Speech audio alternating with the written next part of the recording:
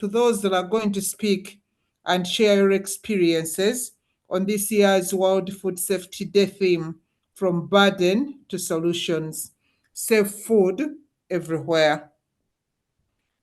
As someone who has worked for years at the intersection of food systems transformation and the right to adequate food, I'm grateful for this opportunity to share my personal reflection grounded in Uganda's unique realities. Distinguished delegates and partners and stakeholders on this webinar, today I want to make just 3 small points clear, and I pray I succeed. First and foremost, unsafe food is not just a public health problem. It is a profound violation of the human right to adequate food. And I want us to take it from that. The Food and Nutrition Policy 2003 is explicit. Adequate food and nutrition is a human right, according to that policy. But a right to food is hollow if food on our plates, in our mugs, on our spoons, on our eating mats is going to make us sick. The evidence, as you may all be aware, is disturbing. Every year, an estimated 1.3 million Ugandans are diagnosed with foodborne illnesses, or even more. And I'm using the word diagnosed. Those are the ones that are recorded in health facilities. But we all know that many, especially the less privileged in the rural areas, in the urban slums, do not find themselves in health centers. So they could not be part of this 1.3 million people annually that are diagnosed with foodborne illnesses. You're all aware how in many cases we have normalized the issue of foodborne diseases or illnesses, and we make it very simple to say, I had a food poison. And I do believe if we are not lucky, almost each one of us suffers a foodborne illness annually. And we are talking about 14% of human illnesses that are treated annually because of foodborne illnesses. Tragically, 40% of these that we are talking about are children that are under 5. And we are talking about a generation. We are talking about a segment of society who entirely depend on other people's decisions, actions, inactions, and practices. 40% of those are these children. Persistent exposure to unsafe food has also contributed to staggering malnutrition burden in this country.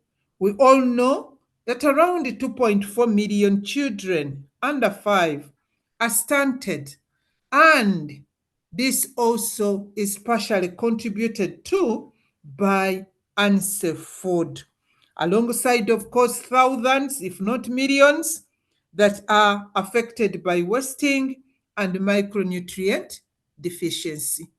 When we are talking about this from burden to solution, I'm of a view, and I was of a view, that we need to look at particular groups that are even more vulnerable.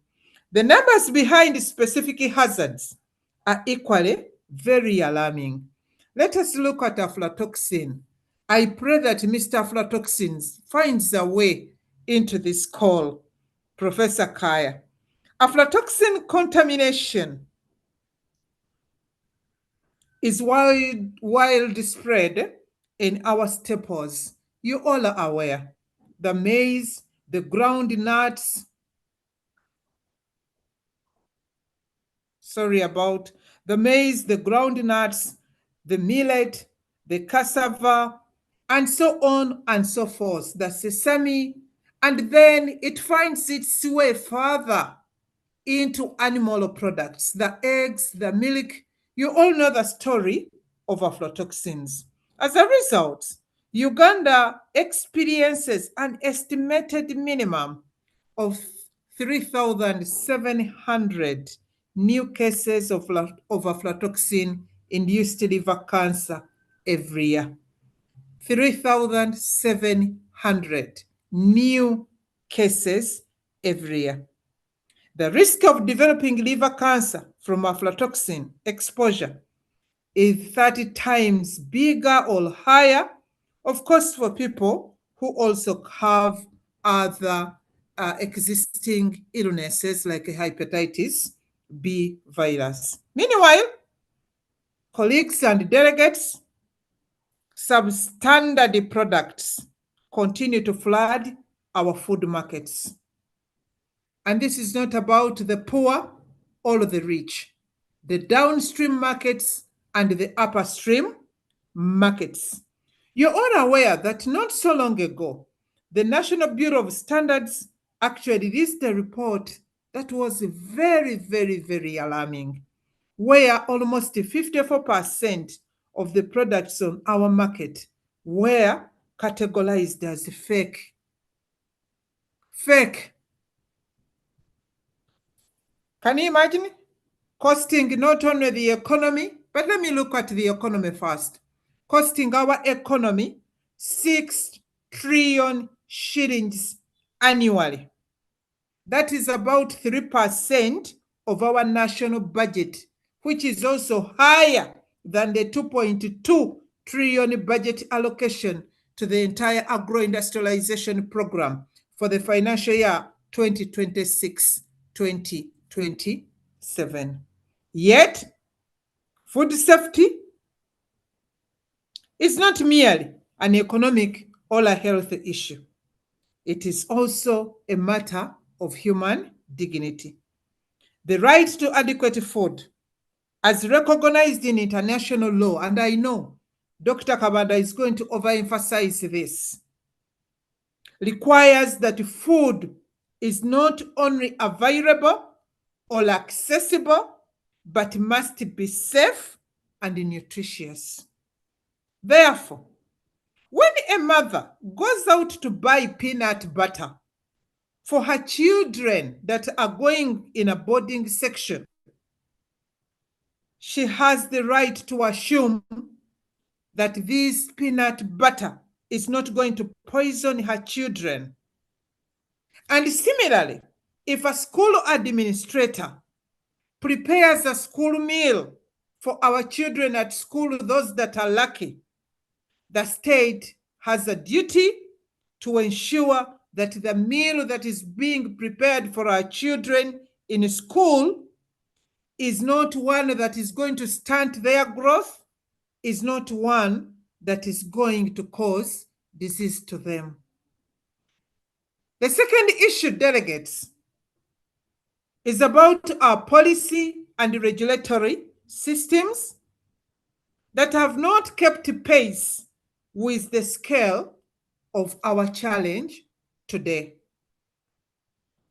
Ladies and gentlemen, Uganda is currently having over 20 food-related or nutrition-related laws, over 6 policies, over 9 regulations, over 20 strategies and plans, and the story can continue. And of course, several standards that are being issued by the Bureau of Standards. And yet, food safety appears like an orphan somewhere, I think largely under the Food and Drug Act. As if that is not enough, this act is of 1964. Of course, older than me as of now, but it will always be. The act, which is over 60 years old, is the piece of regulation crafted long ago in a different era before maybe we understood the full toxicology risks of pesticides, the carcinogenicity of aflatoxins, for example, all of the rise of antimicrobial resistance in foodborne pathogens. But it is the instrument that we have now. Maybe Dr. Kabanda is going to reveal some recent ones. The result is a fragmented system. The government of Uganda has over the years intensified efforts to improve food safety. But colleagues, even with these standards and practices, I'm telling you, little success, especially in regarding implementation, has been enjoyed. The country has invested in national food quality testing instruments, research laboratories, but guess what? Several regions are still running without a single food safety laboratory. I'm not sure if they opened one in eastern Uganda or even in northern Uganda. I'm here to be educated just in case there are some that have been opened in that part of our country. Of course, coming back to the Food and Drug Act, if I may, places food safety mandate largely under Ministry of Health. Of course, I'm aware that there are proposals or recent proposals, if actions has not already been taken, to shift this to Ministry of Agriculture. I'm here to say on this day that such shifts, while they are well-intentioned, cannot substitute for a coherent, unified, adequately financed national food safety system. That is my opinion. The third and last issue, colleagues and delegates, is that the solutions exist in this country and they must be built on a clear rights-based foundation. And I wish to emphasize, for me, from where I sit, this is where the missing link is. If we do all what we do, but not anchored in a human rights-based approach, food is for humans. Food is for dignity. Food is for life. Food is for identification. Food is for heritage. Food is human. And I therefore wish to say that the good news is that Uganda is not going to start from scratch. In 24, as we celebrate now in 26, Cabinet made a rare decision where the conversations were about rationalizing institutions, sending them back to their mother ministries. Cabinet made a decision to establish the Food and Agriculture Regulatory Authority as an agency of the Ministry of Agriculture, Animal Industries, and Fisheries. We are looking forward that if this is fast-tracked, maybe we are going to look at the issues of food safety and regulate them across the entire supply chain from farm, perhaps to mouth, and establish a uniform safety and quality standards across the plant-based foods, the fisheries, and also the animal products. That is our desire. It is a major step forward. We are wondering why it has taken that long up to now. Maybe the new government that has just shown in power will save us as we move from burden to solution. But an authority, colleagues, is not enough. We need 3 complementary actions, and this is where I'm concluding. The first action, we must urgently look at the legal framework. I'm waiting for the legal counsel from Dr. Kabanda. But for me, in my opinion, where I sit, we cannot continue in a legal regime of long ago, 19 Daniel to address the food safety issues of the 21st century. That is what I believe. But I also believe that as we go into the reforms, we must wear day and night, awake and asleep, a human rights lens, and anchor the revisions in the human rights, especially the right to food principles. The second action, we need to invest in science-based prevention and scale it up.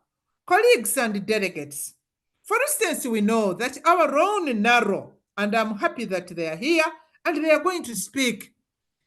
They innovated AflaSave, for example. But can you imagine, up to the present day, we have failed to commercialize. And imagine only setting up a factory to commercialize this innovation our colleagues have done in NARO only requires us around $3 million. But we are losing $38 million annually to the lost opportunities of exporting our grains and our foods, owing to the same thing, aflatoxin. So we lose $38 million, but we only need to invest $3 million. I think this is something that we need to advance. We are not going to deal with food safety just by talking about it.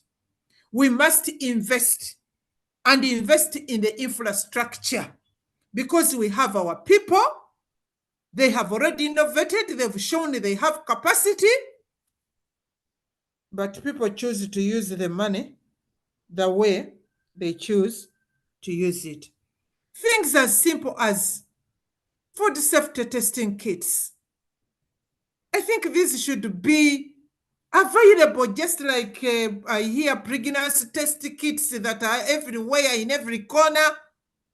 Can you imagine? We have such testing kits everywhere, but we don't have food safety kits accessible and affordable.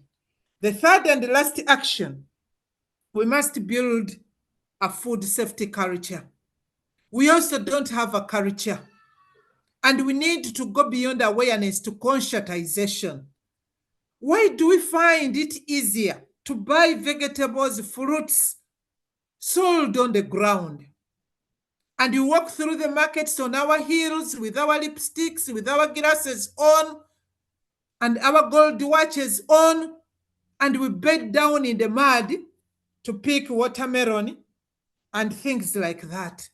So we need to invest in conscientization to grow a food safety culture right from our households, in our schools, among our farmers, because food becomes unsafe along from the farm to actually the mouth. So government might do all what it can do. They might do all the policies, all of the legal instruments that we are crying for, all of the instruments, but they may not have the capacity to deal with our actions at individual level. That's what I believe in. Therefore, delegates, as we mark World Food Safety Day 2026, from burden to solution, food safety everywhere. Let me close with this. World Food Safety Day is a reminder that safe food is not a luxury. It's not a luxury for the wealthy, for the rich. It is a right for every human being. So when we are advancing food safety, we should stop talking about exports. Every time we talk about food safety standards, we run to the off-border. Food safety is not for the rich. Food safety is not for the export market. Food safety is not for the educated. Food safety is a right for every human being. And the theme from burden to solutions invites us all to stop treating food-borne diseases and illnesses as an inevitable cost of development, but to start seeing and dealing with food safety as a foundation investment in our people and our economy and our future. In a country of mine that is agriculturally rich, we have no excuse for failing to deliver safe food to everyone within the country, but also those that we feed across the border. The solutions are known, they are articulated, the technologies are available. The only missing link or ingredient in this soup is the political will across the board, and also the appreciation that we are not doing people a favor, we have an obligation. Therefore, delegates, let's go forward from this webinar this afternoon as champions of that vision. And indeed, we can move from burden to solution and have food safety everywhere, because it is possible. For God and my country, I thank you.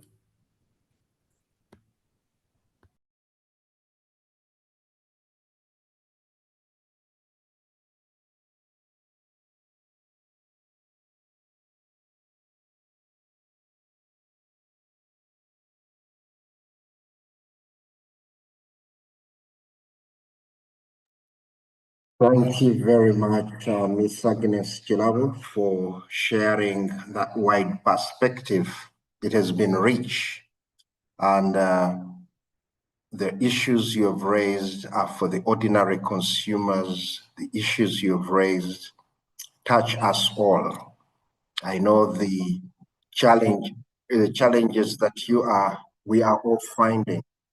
It's seeing the solutions in our reach, but we lack the investment, where we fail to appropriate resources through our central government to make sure that the solutions are implemented.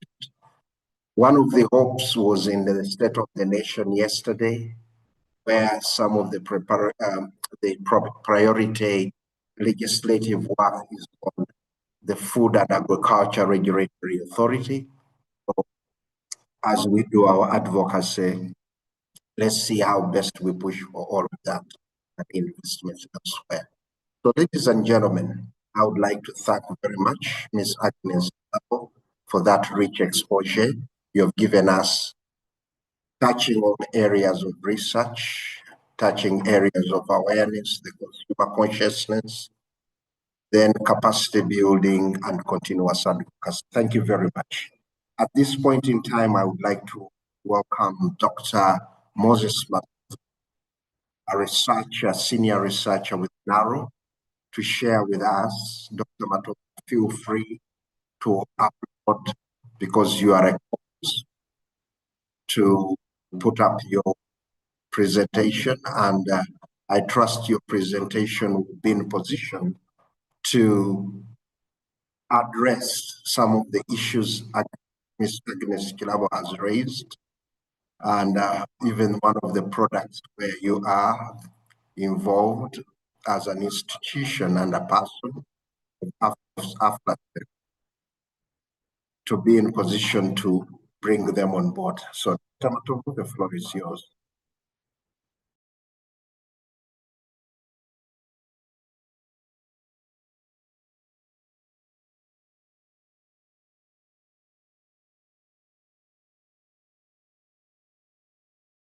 Okay, good afternoon, everyone. I think I'm audible.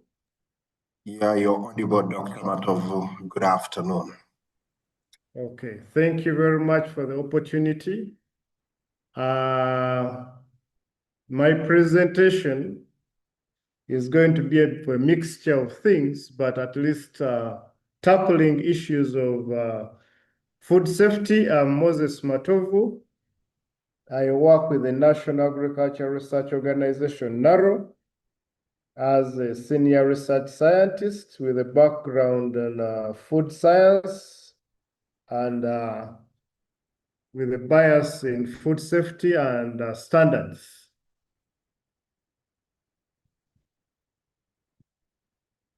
Screen is not moving.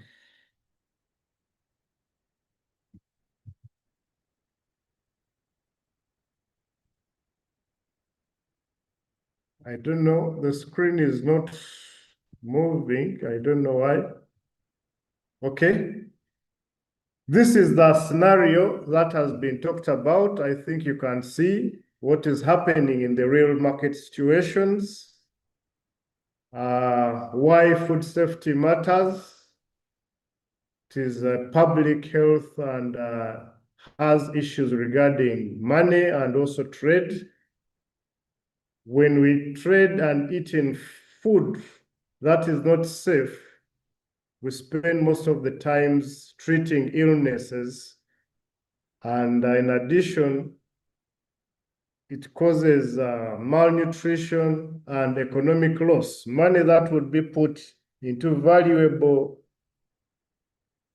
resources is spent on treatment. As a country, we are facing several challenges that can easily be manageable if we handle food in a better way.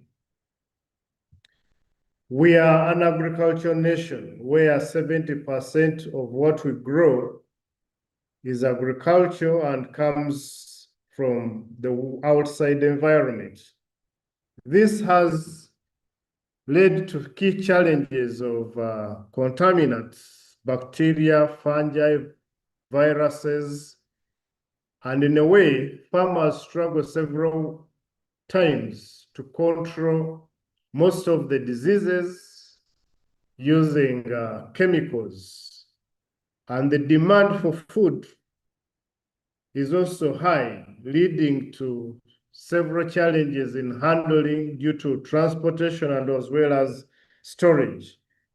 All those with good practices right away from the farm, they meet challenges along the way. You've seen how people transport food, people who sit on vegetables, people who cut meat and carry it in the way it is. Yet, in actuality, some of the food starts with a journey that is safe. As a country, in the food safety sector or in the food sector, there are challenges of poor handling and storage. Cold storage is a problem where food needs to be stored at lower temperatures. We are in open market environments. Agnes has dwelled on issues of mycotoxins that affect most of the legumes and cereals and have been attributed to some of the cancers that we are facing. Misuse of pesticides, even if the instructions by the manufacturers are elaborate, we people who handle these pesticides tend to misuse or abuse them. Weak regulatory framework that hinders and also facilitates a bit of corruption and also informal sectors, because street vending, all of you who move around the city see people carrying on the jams, fresh fruits and vegetables every evening, and you're not aware of how all those are being handled. Because for you, you say clean product, but there are scenarios where people don't use potable water in cleaning most of those fruits that you take home. Issues of drugs and microbial use. Humans take antibiotics, animals and feed animals are fed to antibiotics to kill similar infections. So in a way, we develop antibiotic resistance. And also occurrence of natural toxins in food, especially in cassava, where the roots and also the leaves have presence of several natural toxins because they are the defense mechanisms of these plants. What impact does poor food safety have? I talked about health. Diarrhea as a way is affecting very many people because of hygiene and also issues of food poisoning. These impact the economy in a way that we lose millions and trillions of money in trade-related losses, rejections, food wastage, food losses, and also they deprive us of essential nutrients, whereby we get micronutrient deficiencies because we've handled food in a poor way. What innovations exist? Technology has improved in certain situations. There are several applications which are digital that can help inform you about some of the problems. Storage is trying to improve. Initially, we used to have gunny bags. Now we have polyprene bags. Now we also have hermetic bags. We also have plastic containers and double bags that help us improve on the storage of most of the cereals. Biocontrol innovations, you know, and you're aware, people who buy melons, who buy most of the fruits, tomatoes, fungicides, synthetic fungicides are on every product we buy. So biofungicides are coming up that will be able to prevent and help in reduction of the synthetic fungicides. We are also working on bacterial and fungal microbes that are isolated from the environment that will control majority of the aflatoxin and other related mycotoxins. Public-private partnerships have been there that have led to a drive in order to educate people and also certifying food dwellers as well as food production areas to enable and ensure that the people actually get very good and hygienic food. Turning waste into opportunity is one of the innovation.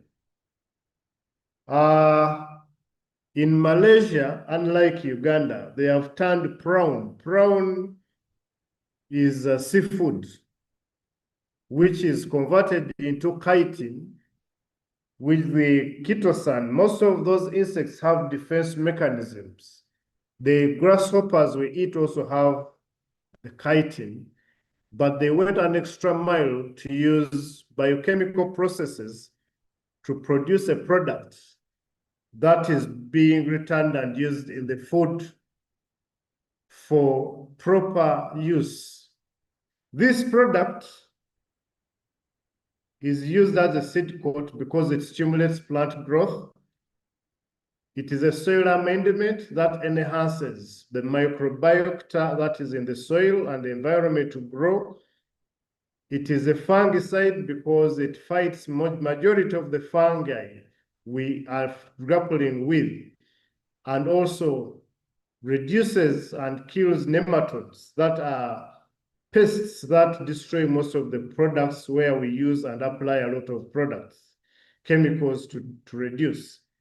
It is a fertilizer.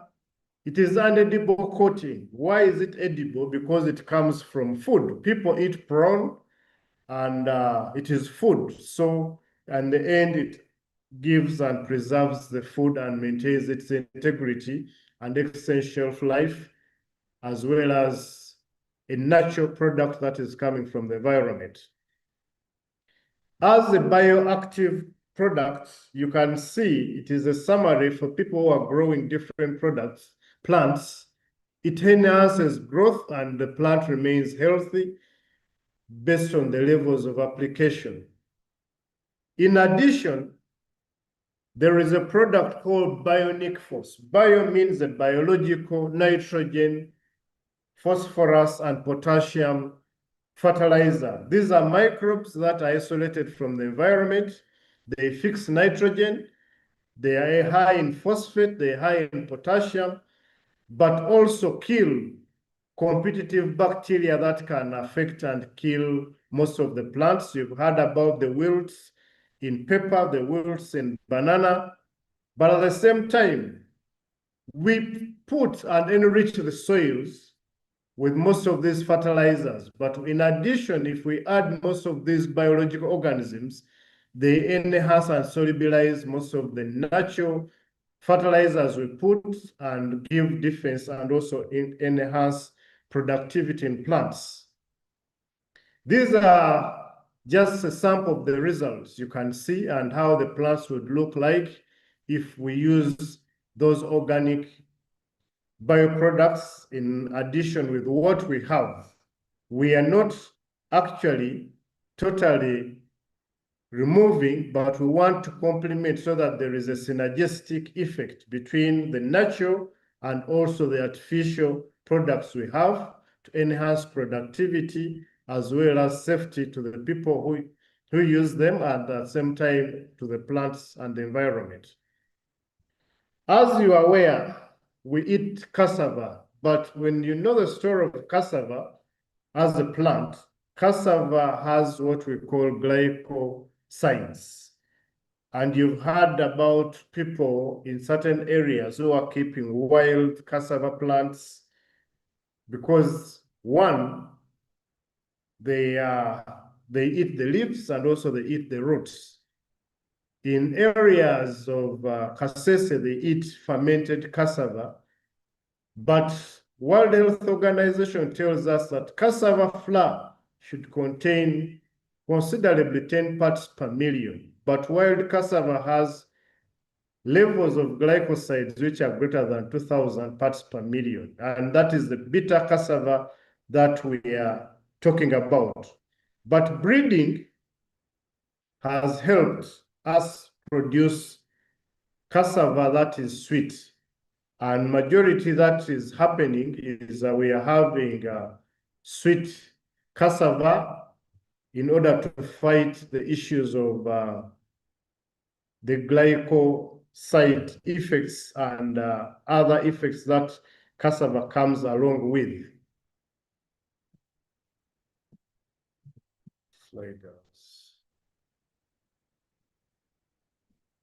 I don't know what's happening to this. Okay, thank you.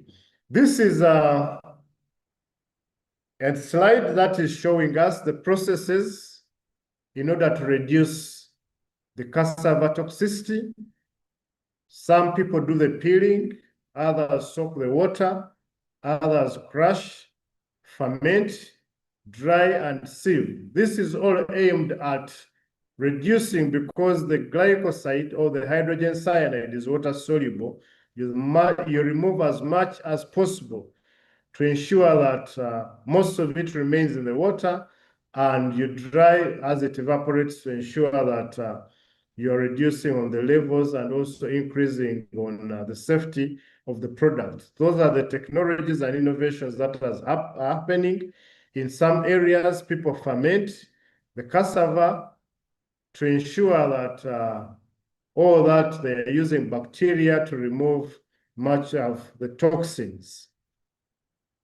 Most of you eat smoked fish, but the level and the nature of the materials you use to smoke fish, the type of wood causes products that may be carcinogenic or cancer-causing, the polycyclic hydrocarbons. So Narrow has developed a kiln with wet smoke that can give you that type of fish that is better and can provide the safety of the fish we need, because those who enjoy smoked fish, smoked meat, there is that black tar. If you smoke it too much and it gets burnt, the tar is the one that has issues. But if you smoke and give it a light smoke and changes it to red without becoming black, it is a safe and also has additional attributes of taste and smell. So there are also limits to the polycyclic hydrocarbons that we need to take into consideration to meet the safety requirements and also the health of the end user. And taste, marquee, if you eat smoked meat which is burnt, even the taste is not appealing. So that alone is offensive and also can prevent people from buying it. They have talked about the issue of ticks and the tick burden. We've been losing trillions of money in acaricide use as well as tick burden. NARO has developed a natural anti-tick vaccine with a protein derived from the ticks. This vaccine has undergone several approvals, including the national drug approval, even field trials, and has confirmed that the product is actually safe. So this, in a way, is going to reduce the burden of using acaricides to the farmers, causing safety to the meat and the milk, and as well as other health benefits to the contact, because it is an injectable vaccine where there is minimum contact between the person and the animal.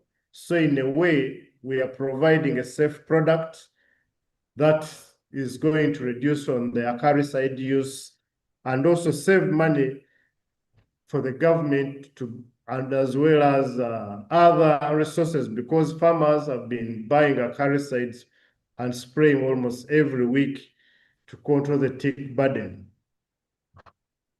Innovations, we are going back to the environment. With the environment, we are now picking microbes to fight pathogens that are actually affecting us. And this is a schematic representation showing you that environmental samples are screened. Then we isolate microbes. We look at the beneficial microbes. We screen them and pick them for future use as biological control agents. This is a process where we've picked the samples from the soil. We culture them. You are aware about aflatoxin, mycotoxins, and other strains. When we lump aflatoxin, there are several others.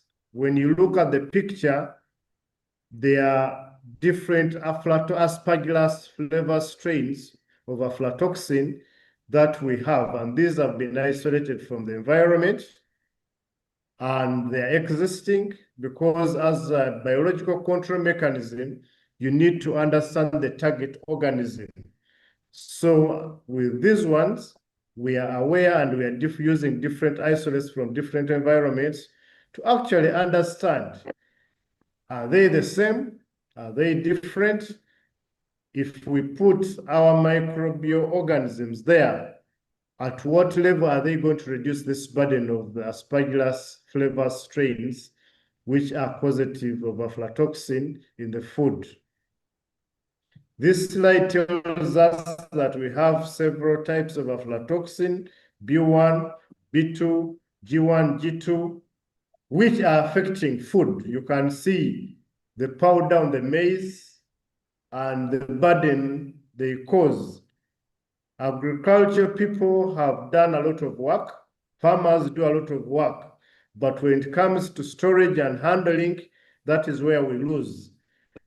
Even late harvest has an impact on the burden of food. So this is how we apply our biological control agents. We apply them in the soil. We allow the plant to grow at knee height. Then we broadcast from broadcasting. This is the AflaSafe product, which is going to be available to the farmers soon. Then as the plant grows, it outcompetes the other microbes or the fungi. So in a way, reducing the burden and produces clean maize at the time of harvest. After harvest, like I told you, we talked about the storage. We are improving from the polysac to the jute bags, to the pick bags, which are the double bags, and also to the polytanks, with the aim of enhancing and reducing post-harvest losses. Because if the food comes from the garden when it is safe, and we mishandle it with all the energy that we've put in, we are at a loss. So we have to devise technologies of storing our food for trade, for home use, and also for alternative value-added products, because if the quality of the raw material is poor, we shall end up with poor products.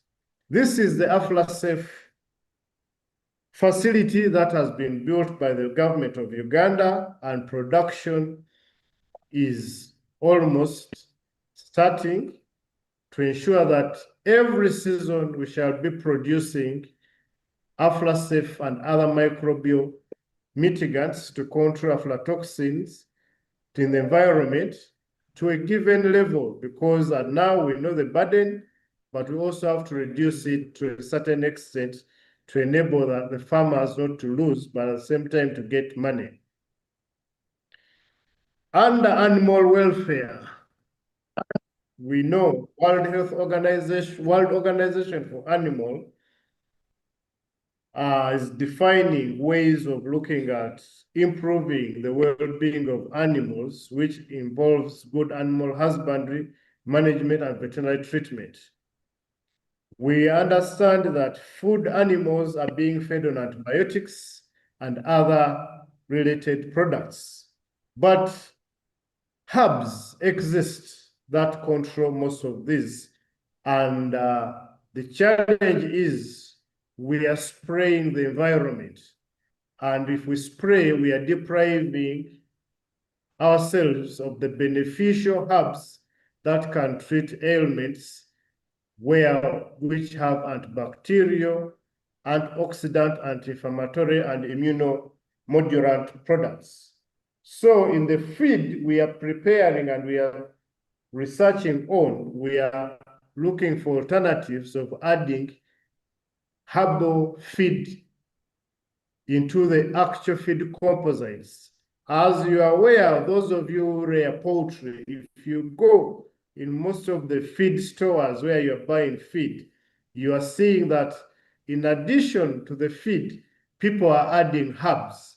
So those herbs are playing a very big role in controlling coccidiosis and other diseases that are affecting animals and poultry, but these are also fed into the food to ensure that we don't lose out other than reliance on synthetic products that are sold. We do have innovations where we call the One Health Science Capacity, or One Health. One Health is an approach where we are looking at issues of neglected zoonotic diseases. Currently, Ebola is a zoonotic disease, and it comes from environment because of interaction between humans and animals and other infectious diseases. Food safety and informal markets and antimicrobial resistance, all these encompasses the issue of One Health. Why? Interaction between humans and the environment and animals, domestic and wild, is now existent, and now we want to coexist. So in such a way, we are trying to prevent and reduce the burden of zoonotic diseases, the transmission of animal-related diseases to humans, and also prevent infections or infectious diseases through using the One Health approach, because I told you earlier that the antibiotics of humans are closely related to those of animals. And if you feed animals the rate of antibiotics the same, we get to develop antimicrobial resistance. You remember, people are eating broilers, people are eating layers, people are eating pork, people are taking dairy products. All of those are subjected to medication. And at the same time, even we humans are taking the same antibiotics. So in a way, if you have food that is actually saturated with antibiotics, we may develop, or we are developing antibacterial or antibiotic resistance. So the One Health approach is looking at a way of reducing most of this. And we are looking at technologies where we want to generate evidence on risks and public and private returns, look for technologies and tools and approaches on how to reduce most of those risks, and integrate them into innovations with policies and programs that can benefit the people.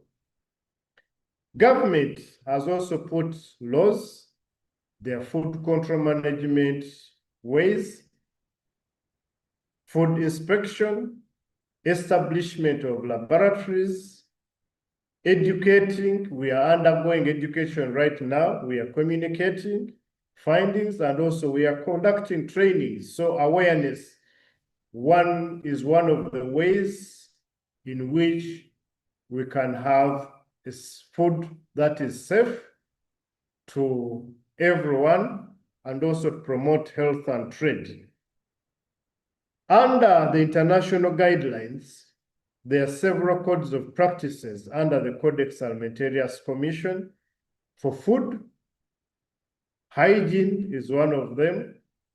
How we handle food, how we handle eggs, how we handle groundnuts, fresh fruits and vegetables, reduction of and prevention of mycotoxins in cereals, handling fishery products, good animal feeding practices, and several other guidelines. All those resources exist. What we need is to put them into practice in order to reduce on the burden of food, and also enhance food safety, trade, for health, safety, and also for the well-being of the people.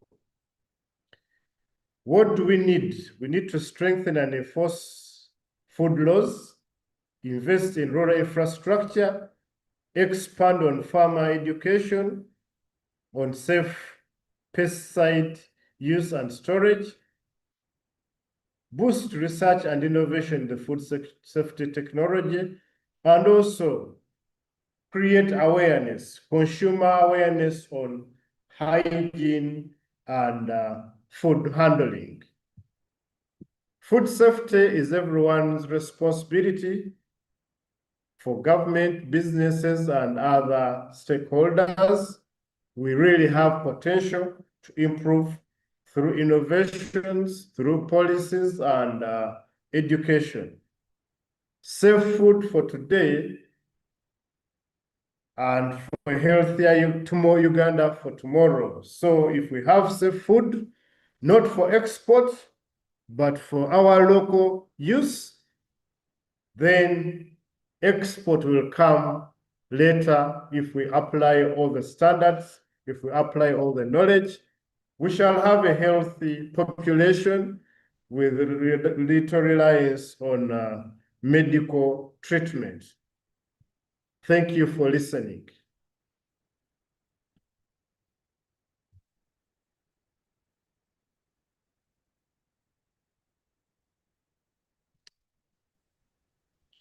Thank you very much, Dr. Abu. That was quite rich, and I trust most of all the participants you have greatly gained and meeting one of the recommendations of Dr. Matovu, that is been an element of consumer awareness. So thank you very much, Doctor. You have raised quite a number of things that are quite appreciable and bringing in elements that are addressing all aspects, burden, and you've shared with us the solutions. And then it brings in the element with all these solutions. Why do we still have the food safety challenges? But that is not for you, Doctor, but because your way forward and conclusion has raised a number of things that we need to do. I would like to thank you because you brought in many aspects where people at times say we do not have standards as a country, and you have raised the number of aspects that you have picked up from Codex. Most of them are now national standards, and which Dr. Matovu did give us because he did have the opportunity. He chairs a number of TCs, or he is a member of a number of national technical committees in the Food and Agriculture and Forestry, the division, the National Bureau of Standards, where national standards are developed. So we are greatly honored to have you, Dr. Moses, to sharing. Now, looking at the number of aspects that you have shared, and still in line with the narrow vision, mission approach, innovation for sustainable agriculture transformation. Looked at the multi-million-dollar facility, AFLASAFE, looking at whatever you have shared with us with cassava, and looking at the Koronjoko flow cassava, I saw the element of even circular economy, where the peelings are going into animal feeds, bringing in new products like vinegar. Most of the vinegar we have in the country is being imported. So looking at then the end of 200 kg of flour, which is safe and clean. So I find that a lot of innovations, solutions to burden, looking at 1 ton of cassava and you get 200 kg of 1,000 kilograms, you end up with 200 kilograms of clean, safe cassava flour. I thought that, but even before that, there are many other products that a farmer would have got out one product, a number of value chains are developed. So I find that these are very good innovations that you have shared. And when you reached the One Health element, I was smiling because I could see our colleague, Christine from Kabi, who are big proponents of advancing the One Health initiative. And you, Christine, you're most welcome to the webinar. And also welcoming our other colleagues, Alice Kemuto from Kenya, Consumer Grassroots Association. You're also most welcome joining, and many other colleagues that have joined. Now, having gone through that and thanking Dr. Matovu, I would like to welcome our moderator, Mr. Bernard Bwambale, who coordinates the Food Safety Coalition in Uganda and also does direct programs at Consent. Mr. Bernard Bwambale, I would like to invite you to take over from me, as you'll be inviting Dr. Kabanda to share, then will be followed by Mr. Jonathan Lubega, and we have a colleague from Kenya, Dr. Michael Mukoma, who will be coming in to share the perspective. And then later we'll be opening up for other aspects. But ladies and gentlemen, one of the aspects that I've liked Dr. Matovu and Ms. Agnes Kirabo is investing in all these aspirations that we have, even these solutions that we have as a country, we need to invest in them to have them on the market, operationalize everything. And I'm also glad to know that Professor Kaya has eventually joined, and I'm honored. Both Professor Kaya, greatly honored to have you, and then Bernard, we're also greatly honored to have you. So with those remarks and plan B for moderating the process, I would love to hand over to my colleague, Bernard Bwambale, to continue with the moderation, and you can agree with the speakers so that we can have Professor Kaya's presentation as our keynote, and then we could then continue with our other things. Bernard, the floor is yours, and thank you very much for endeavoring to join, and to all of the participants sparing time to come in and join the very key webinar that we are having today. Bernard, the floor is yours. Thank you, Kechara, for leading us in the first session. We want to really commend all of you colleagues for taking off the time May you to join please this conversation. increase on your volume, please? Okay, so we are really honored that all of you have been able to make it to this meeting. Many more colleagues are watching and listening in through the YouTube. And now I've been able to get Professor Kaya from wherever he was. Of course, we had some glitches, but finally we've been able to come through. And I just wanted to first a little bit pause the other presenters so that we can have the keynote address. And then the colleagues who come in to discuss will be able to have their discussions linked to the keynote address by Professor Kaya. And then we shall then be able to proceed. But of course, I want to appreciate Dr. Matovu and Ms. Agnes for taking us through the first bit of the session. So Professor Kaya, you're very, very welcome. And I want to first give you the time to present the keynote address so that other speakers can come and build on the keynote address. So please bear with us. And Henry, kindly let us allow Professor Kaya be able to share his screen. If he's not able, then I can be able to share it from my side. Okay, perfect. So Professor Kaya, you are very, very welcome. Please, everybody online, we could give him some flowers, show him love, or maybe show some thumbs up, and we welcome him. Okay. Thank you, Professor Kaya, and over to you.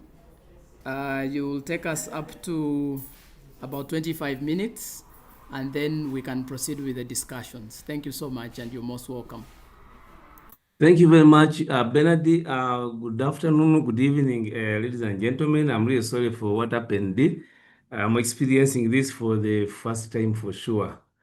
In any case, I'll be very fast because originally I had been given 30 minutes to make this keynote presentation, but we'll see what we can actually do.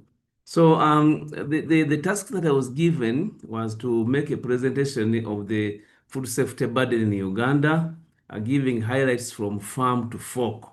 And I have been actually listening to Madam Agnes Kirabo. She has been talking about farm to mouth, farm to fork, farm to table. That is actually very, very important. And I want to thank very much the organizers of this meeting, of course, Henry Kimera, Bernard Bwambale, and all other members who have been involved, Caritas, etc. So without wasting time, I think this is what both Dr. Matovu and also Agnes have been talking about. Uganda's food system being highly agricultural, and of course, the agriculture system is primarily driven by smallholder farmers, and it is actually a very complex network consisting of input dealers, those who produce the food, those who process, those who trade, and then, of course, all of us who are consumers. And it is also heavily influenced by its natural environment and government regulations. And as Dr. Matov also indicated, of course, the crop sector dominates with the up to 75% GDP.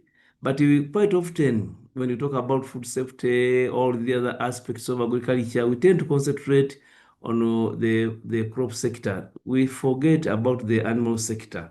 Although it contributes small, up to 20% GDP, it is actually still very, very important. Just to remind you that in September 2021, when the UN Food Systems Summit was actually held, Uganda fully participated. And when the action tracks, 5 action tracks were considered, action track number 1 was talking about universal access to quality, safe, and nutritious food. And food safety was actually one of the game-changing solutions that was actually identified to achieve the 17 Sustainable Development Goals. And in Uganda, addressing the food safety situation is actually number 1 key game changers for sustainable transformation of food systems in the country. And I have been making actual observations for all these World Food Days that have been actually celebrated. Food safety has been coming as a key component, meaning that we are actually on the right track. But since we have been talking about food safety for all these years, I think next year it will be very, very important that we do now an evaluation of how far we have gone as far as ensuring safe food for all is concerned. And Mr. Kimera, you know very well that you have been at the forefront of doing this. And I think consent has to come in and actually do the same, actually help us a lot when it comes to evaluating the status of food safety in the country. And this has been already talked about, I think, by Dr. Matovu. Just a reminder that when you talk about food safety, we are talking about presence of hazards that are likely to cause harm to the consumer. And these hazards can be biological, meaning that those are agents that actually have life, like microorganisms, macroorganisms like insects. Then, of course, you have the chemical hazards, which can actually be either indirectly added, or they can be naturally occurring in there. Dr. Matov talked about cyanide in cassava. Then, of course, the physical hazards like stones, metals, etc. But then quite often people have confused the food quality and the food safety. Sometimes the food quality does not actually mean food safety. Food can be of poor quality, but it may not actually cause harm to the consumer. For instance, it may be tasteless. It may have a different taste, a different color, or it may look, differently. But when you eat it, you don't actually get, any harmful effects. But both crops and animal products are candidates at all levels, are candidates for food safety at all levels of the food chain. I think I leave this one here. All that I wanted to talk about, as usual, is that food safety is key when it comes to trade, public health, and food security. And my emphasis here is that let's not always think about public health risks. Let us try to balance, the socio-economic impacts, the regulatory gaps, and also public health risks. All these are very, very important when it comes to food safety. So all of us who are listening, all of us who are on this, Zoom right now, whether you want it or not, as long as you have lived in Uganda, you have all gone through all these symptoms: diarrhea, abdominal cramps, nausea, vomiting, fever, and what this man is actually showing because of food poisoning. And if you are lucky to go as far as that and then you don't die, actually you have to praise the Lord. So let me just now highlight a few issues about the food safety burden at farm level from both the crop and animal perspective. So the first issue is about use of highly hazardous, agrochemicals. These quite often have been misused because, as I said, our farmers are small scale in nature. So whatever that they have at their disposal is what they use. There is a high reliance on unregulated pesticides, including fake pesticides. That has been a very, very, very serious issue because whatever they have is what they use. They don't have means of proving whether these pesticides are actually the right ones or not. I was actually talking to my sister this afternoon. She was complaining she had her goats, having diarrhea, and she invited a vet person. So the vet person came with injectables. Injected as soon as he finished injecting 2 goats, they just died instantly. And now she was wondering what is exactly happening. Is the drug okay? Is it fake? And whatever. And she has no means of proving. There is excess dosage application because most of these farmers are desperate due to a lot of pests and diseases happening now because of mainly climate change and also of course, overuse. Most of them are now resistant, etc. And because of that, there has been a very serious issue of chemical residues in the food. And besides, because some farmers don't actually follow the required, dosage and also the withdrawal period, they just harvest any time. And I think you have seen this, the case for tomatoes, green pepper, etc. And most of them actually are not aware of the consequences, and of course, this includes the farmers and input dealers. What actually are the likely consequences of, use of these high hazardous agro chemicals? And consequently, because of that, severe public health crisis, effects on the non-targeted organisms, including useful insects and animals, and of course, widespread environmental degradation, massive economic losses from export bans, as we are going to see some of the examples. From the health point of view, of course, this data has been available for quite some bit of time, that between 2017 and 2022, there was a lot of deaths actually that were linked to organophosphates, as reported by the Uganda National Institute of Public Health. And it has been found that on average, over 6,000, deaths have occurred, and mainly males and children less than 6 years. Actually, especially children, less than 6 years have been affected very, very, very badly. Because now people just spray without any protective cover, just like you are seeing this lady. So there is a lot of exposure that actually we face.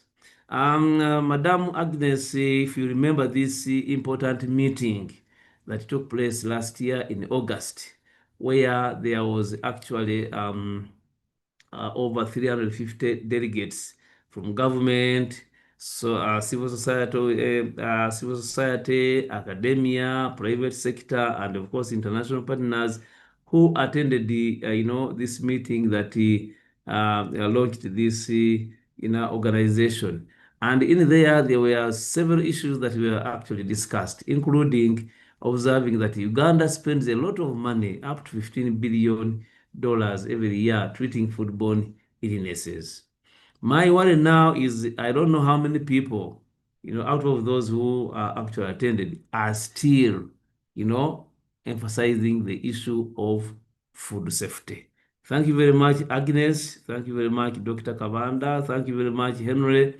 And the others are those who are still thinking about this important issue, because I'm sure the situation has not changed at all. Yeah, in terms of these important pollinators, as I said, the non-targeted organisms, it has been estimated that, of course, up to about 75% of these, pollinators are, about, 40% are about to extinct. And this is not only the case, because even the honey that these bees actually make has been found to be highly contaminated with pesticides. So this is actually a very serious problem happening on farm. Of course, because of the on-farm misuse of agrochemicals, that's why you have these messages being put down, cancer-causing milky vegetables on the market, deadly chemicals in local market, vegetables. You can see the situation of the tomatoes. Most food on the market is contaminated, etc., etc. We need to have these stories actually stopping, as soon as possible. Things like banned pesticides cleared in Uganda, and at least I'm happy that now the list was actually put up by MAIF, and therefore at least most of these banned pesticides I think are going to be removed from the market. And here I give an example of a country like Saudi Arabia. For them, they are very, very serious. By December 2025, I read this story that Saudi Arabia proposes up to 5 years jail and charges of a lot of money in form of fine for manufacturing or importing banned pesticides. How I wish we could also have this kind of a message for all those that are dealing with the banned and also fake pesticides. Of course, in terms of commodities being intercepted, now here we're talking about the export. I think this is what Agnes was talking about. Why do we have to always talk about the export? So meaning that if these are rejected at the export level, we have consumed them here and actually suffer, the consequences. Fruits and vegetables, fish. In fact, the aquaculture, has been one of the sectors that suffer a lot because of these non-targeted, as non-targeted organisms in water, the eggs, the milk, etc. So the issue of pesticides actually is a very serious one. Now, the untargeted mouse here was actually wondering whether a person who was very well protected, also eats these fruits and vegetables with that mask on. I liked this cartoon very much so. Why? Because we don't observe. There's always that misuse. If we observe, that is fine. But if you misuse, very, very unfortunate. And then, as I have always said, isn't it a pity that humans spray food with poison so that other animals won't eat it and then go ahead and eat it themselves? Think about it, ladies and gentlemen. So it is actually a real pity. Now, there is also another upcoming issue of the water that is used for irrigation. It has been found to be highly contaminated, especially in urban and peri-urban areas, including even in Mubuku, by the way. There has been research that has been done, and water has been found to be contaminated with the heavy metals, arsenic, lead, and mercury, and then, of course, even agrochemicals. If you see how farmers dispose the containers of agrochemicals, it is very, very unfortunate. Everywhere in the gardens, they just throw them there. And remember, when they are removing the chemicals, they don't actually remove everything. So once it rains, there will be always surface runoff, and then this water actually ends up in form of irrigation water, and then contaminates the produce. Some water is actually even not treated. Microplastics from these industrial wastes, even industrial effluents actually have been found to be a very serious issue.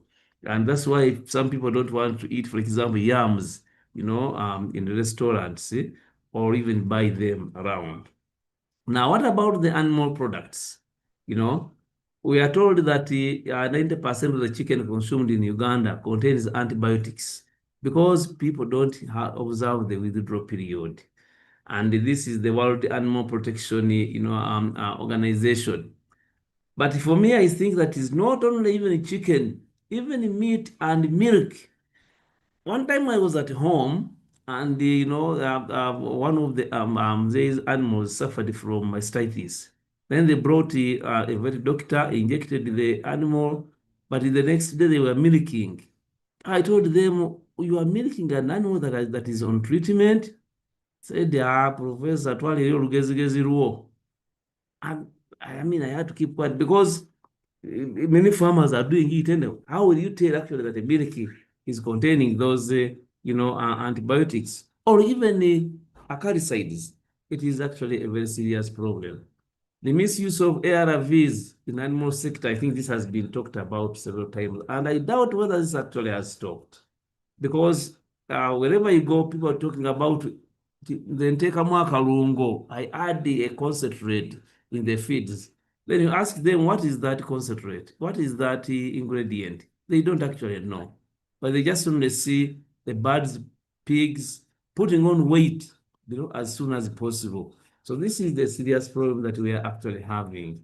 And as you can see, with these kind of ARVs, they were detected in almost 10 districts in high numbers. The challenge of zoonotic diseases, the anthrax, the brucellosis, tuberculosis, etc. All these are serious issues on farm, and farmers don't have ways of telling actually. Like here, this year, anthrax actually killed 2 people. And these are those who were actually reported. Maybe even more people actually died because of the issue. So the milking and milking environment, all these, the hygiene, sanitation, the kind of containers that are being used, the milking environment, etc. All these, the milker, the person who's actually doing the milking, no checks, no what, So we end up actually having everything in there. On-farm aflatoxin exposure, I don't even think I should even talk about this for sure. I think Dr. Matova has talked about this. But of course, that's why you have these kind of messages. Uganda's maize poses cancer risky.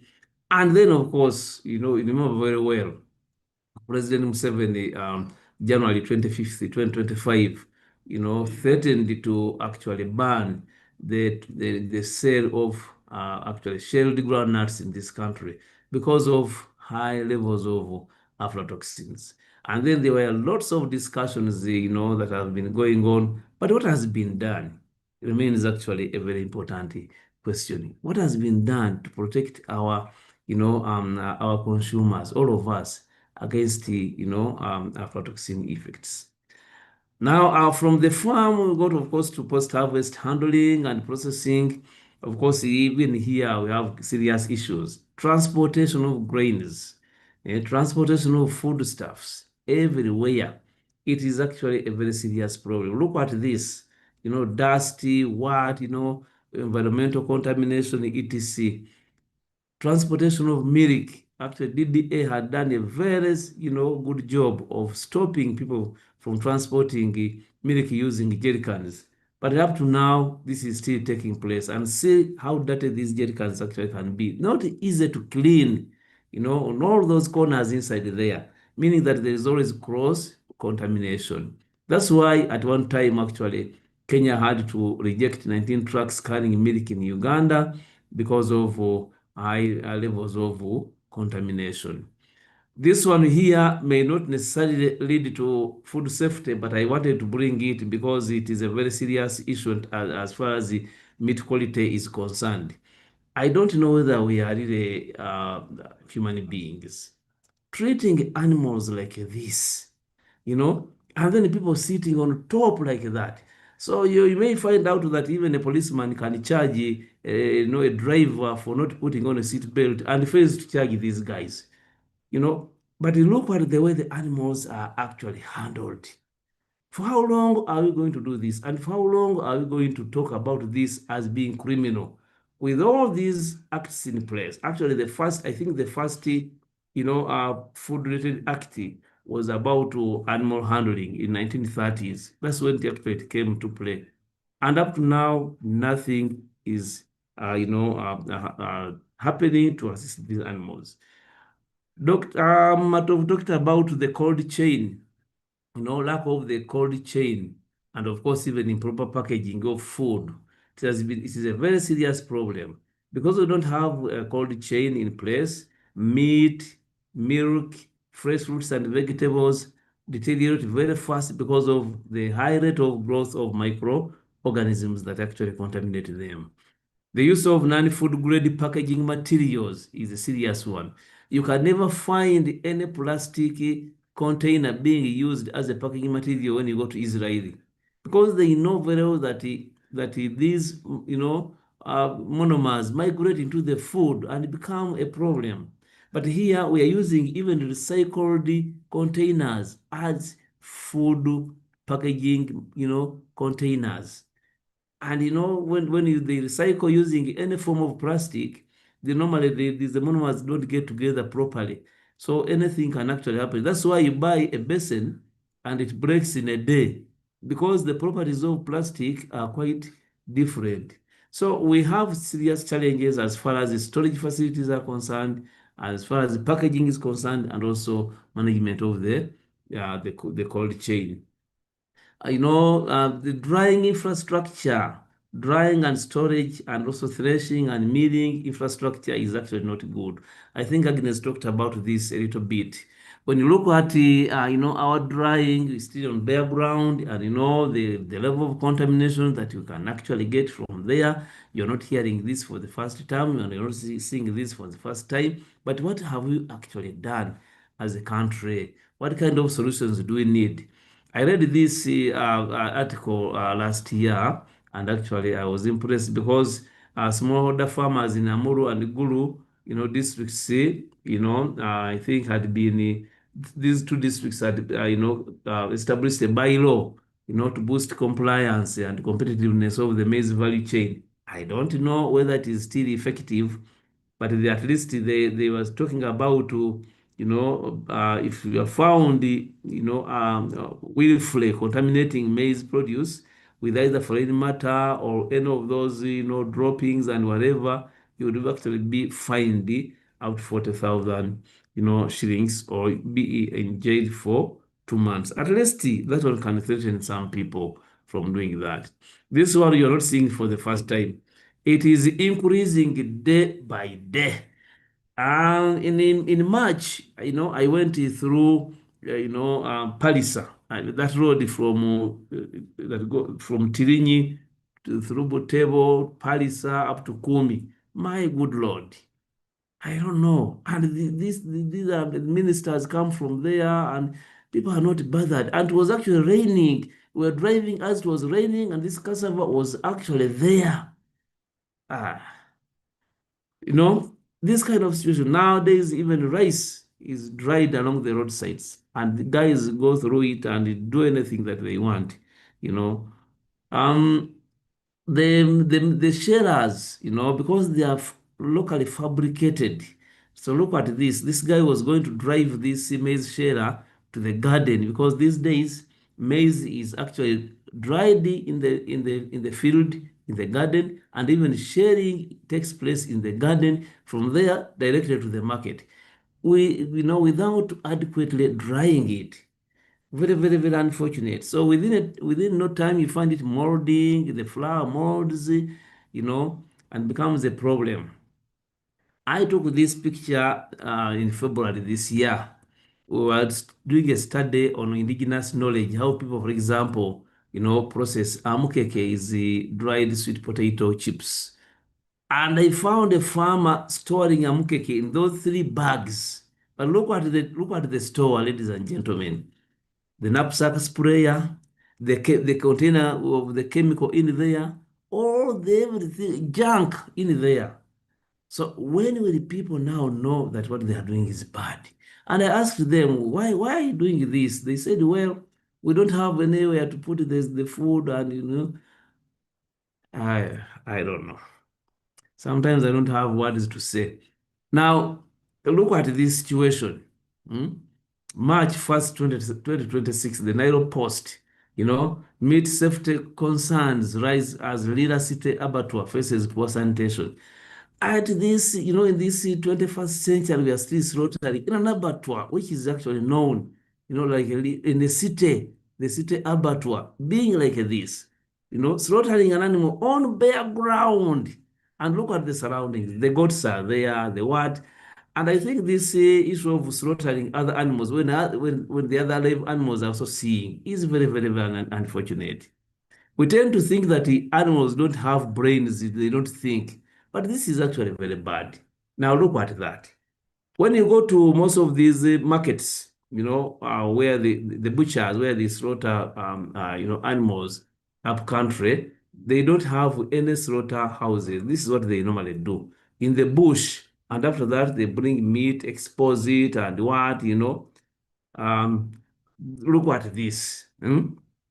This was a roof for pork. See the environment, and that's the basin where they were putting the animal after slaughtering it. Look at the water that they were using, and see the disposal issues. The handling of fish, meat, and everything is very, very unhygienic, and it has not changed, and it is not likely to change. I don't know what we shall do. Flies everywhere, you see meat exposed, and then you wonder. I don't know whether this situation has stopped the use of formalin. Of course, that's when in 2021 when we had a very serious issue. I don't know whether it has actually stopped because it moved from meat to milk and even other food products. Fish, etc. Maybe it has now stopped because of strict, regulations. So overall, there's informal processing and it's a strong actual lack of standardized, HACCP frameworks for micro and small or medium-sized enterprises, in the country. When you reach the consumption stage, at least in our households, we expected to take the necessary precautions. But is that the case? Household food preparation, sometimes the lot of unhygienic practices, especially in our kitchens. We use unsafe water, etc. Street foods. We have done a lot of studies on street foods and vendors. The poor sanitation, the unregulated vending operations, including use of poor oil, whatever, use of poor quality water, which expose our food stuffs, especially to microorganisms. And many people have had a lot of poisoning. Restaurants, catering places, all those actually, still have a lot to do. And nowadays, the school kitchens and dining halls, they also need a lot of attention when it comes to hygiene and sanitation, including, of course, the water that is being used, especially in boarding schools. So that's why we have seen these, stories like transformer oil found in Kampala food, because, people can do anything that they want, including, adding this transformer oil in the already reused oil, so that it can actually regain its strength of frying the food. So, of course, there are now cross-cutting burdens, inadequate awareness. I don't know how many times we are going to talk about food safety and what kind of awareness and advocacy we need. Everybody, almost every day, you find somebody saying, I don't know about nothing about that. I'm doing this. Is there any problem? Poor attitude. I don't care. The money first. I must eat anyway. All those things actually, expose us to food safety issues, culture and traditional beliefs. People say, why bother now? Why we have been doing this, practice for all the time? Why now? Poverty, of course, people cannot afford the modern food handling technologies, etc. Then the policy enforcement, and I think somebody's going to talk about that, where over 1,400 compulsory food standards are just seated on paper. They're not being enforced. And of course, lastly, the lack of appropriate data. So I believe that there's no doubt, there's all the evidence that you can think about, that food safety issues are cutting across from farm to fork. And there are so many players. Because of that, sometimes you cannot even tell easily which section of the value chain is actually a major source. Of course, we need to have effective food safety solutions at all levels of the value chain in order to ensure that our people, all of us actually live a decent life. If we are not healthy, there's no way we can actually live a decent life. Thank you very much for listening to me. I'm sorry I had to rush through because of time. Back to you, Bernard. Thank you so much, Professor Kaya. Kindly let us give him more flowers. I want to see more flowers to him. I really appreciate you, Professor, for putting up your time and making sure that you share with us from the cup of wisdom. Thank you, colleagues, for the flowers to the Professor. Great, great. I think this gives us now a very nice start of merging what Miss Agnes told us, what Professor Kaya has told us, what Dr. Matovu shared with us. I think we all agree that in this country, food safety challenges actually are all over. I just wanted to have some sort of reflection. The World Health Organization reports that 600 million people globally actually suffer from food-borne illnesses every year. Now, 600 million people, I don't know, if we converted this to money, we could probably construct a health center somewhere. And then, of course, the WHO goes on to tell us that 420,000 people die because they consumed food that was contaminated. So when Professor was talking, I kept on thinking about these people who just die because they have eaten contaminated food. So just imagine 420,000. These are the people we know, probably who died in the hospital, and they had a post-mortem, and probably they were diagnosed with foodborne illnesses. That is the number we know. Now, there are those we don't actually know who just die. So think about the 600 million people who fall ill. Think about the 420,000 who die just because they've eaten meat or maybe groundnuts or maybe, posho, whatever that is contaminated, and they end up in the graves. We need to reflect how best do we move forward. And then in Uganda, it's not any different. Think about the Ministry of Health reporting that 1.3 million Ugandans fall ill each year because of eating contaminated food. These are the numbers still that we know. They reported to the health center and their information was captured. And that is the number we're talking about. So you and I are always victims probably here and there. So what can we do is the issue. I wanted to invite Dr. Kabanda. Dr. Kabanda, I hope you're on. Dr. Kabanda, let me hope. Just give me a thumbs up to be sure that Dr. Kabanda is on. I can't seem to see him. Dr. Kabanda, are you there?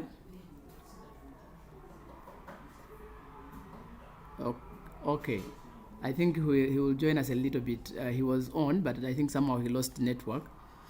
Okay, so let me quickly first go to Lubega, Jonathan. Jonathan, we've heard about what Professor has been sharing, and I see most of these elements seem to touch trade. They seem to touch trade. The meat, the milk, the maize being rejected at the border. Last time even the most vulnerable country, Southern Sudan, rejected our maize. I mean, so as a trade partner, Siatini as a trade partner, or a partner that is dealing with trade information and all that stuff, how does food safety lead us into trouble when it comes to international trade but also local trade? Jonathan, you're welcome. Could you share with us in the next 10 minutes? Over to you, Jonathan. You can go on. You could put your slides in the slide show so that we can be able to. All right, so you can start, please. You have 10 minutes. Thank you. Thank you so much, Bernard and Professor Kaya, Dr. as well as Madam Agnes and all the participants for really being part of this great engagement. Once again, my name is Jonathan Lubega. I work with Siatini. Siatini is the Southern and Eastern Africa Trade Information and Negotiations Institute. Ours is mainly looking at trade issues. And when we speak to trade, we see that we need to put the lens of food safety and trade issues. And as we know that trade really affects food safety affects a number of people or stakeholders, including the consumers, farmers, processors, MSMEs, exporters, and all other, partners or parties in the food value chain. And today's marketplace, we really see countries do not only compete on price and quality, but also rather look at issues of, I think I pressed wrongly somewhere, but we look at issues beyond price and quality, but also go to issues of compliance, quality. We look at issues of traceability and consumer confidence. So this is where the global market is really looking at.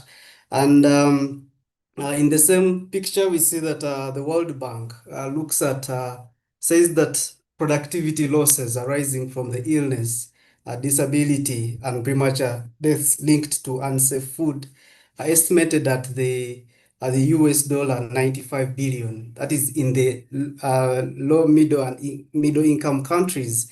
We see this is now a big burden of the losses that is really being affected. So from the agricultural trade perspective, we see that food safety is increasingly becoming a determinant of access and competitiveness. And also looking at food safety requirements among most significant, we see that even when we see food safety as a concern, but when we take it in the trade and legal perspective, we look at it in the non-tariff barriers measures. So this affects how people perceive food safety enforcement and requirements, because this is a legitimate issue that before a commodity comes into the market, there should be measures.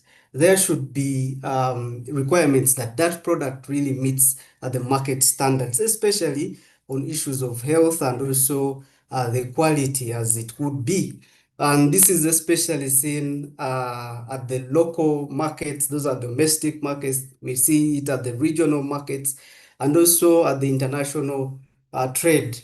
We see many standards that come in to put buffers on the unsafe food in the markets. And then we see that as consumers and buyers demand confidence that the food they consume is safe, authentic, and also of acceptable quality.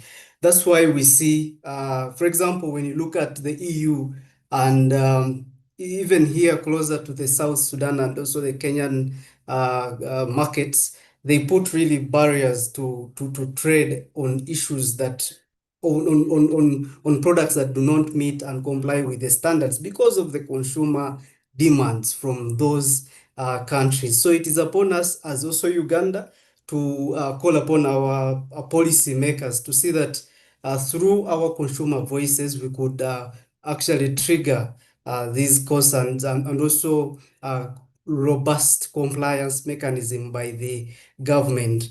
And then we see that also that food safety regulatory authorities come in to minimize these kind of really compliance measures on issues of food safety. And also similarly, we look at the World Bank. It says that in 2016, in low, middle, and middle income countries, we see agri-food trade exports amounted to US dollars 475 billion. And it also indicates that despite this kind of trade that in agri-food exports, there are many concerns where regulatory authorities and also standard compliance bodies adversely really stop some of the products that come into the market. So it is a big block to agri-food trade, as it would have been if food is safe and equitably really traded within the partner states. And also I look at the really bringing back what Professor really highlighted, the different experiences that has been really documented, where we see in 2023 May, South Sudan denied our maize due to aflatoxins. And also we see in 2021 and also other various years, and instances, Kenya has denied access to maize, eggs, on issues on grounds of food safety. And since these are only documented, I know that there are various undocumented denials that Uganda has really experienced. And really you find that if we have these cases documented, we can easily retaliate and also provide clear information. And also looking at today's, the World Food Safety Day theme, looking at issues of data. So if we have sufficient data, some of these cases would not go without really being discussed and debated, provide evidence-based research, advocacy, and robust law and legal responses. And also, Professor Kai has highlighted on the economic concerns from these rejections, which I will not go and dive deeper in them, but the rejections really have a serious issue on our economy as it is. And I have a note here which indicates that food safety is not merely a health issue. It is a trade and competitive issue. Every rejected shipment represents lost income for farmers, lost revenue for the government, lost opportunities for the exporters, and lost confidence in our agri-food systems. So if we continuously do not respond to the rejections and the trade concerns, then we are going to face it beyond the public health concern.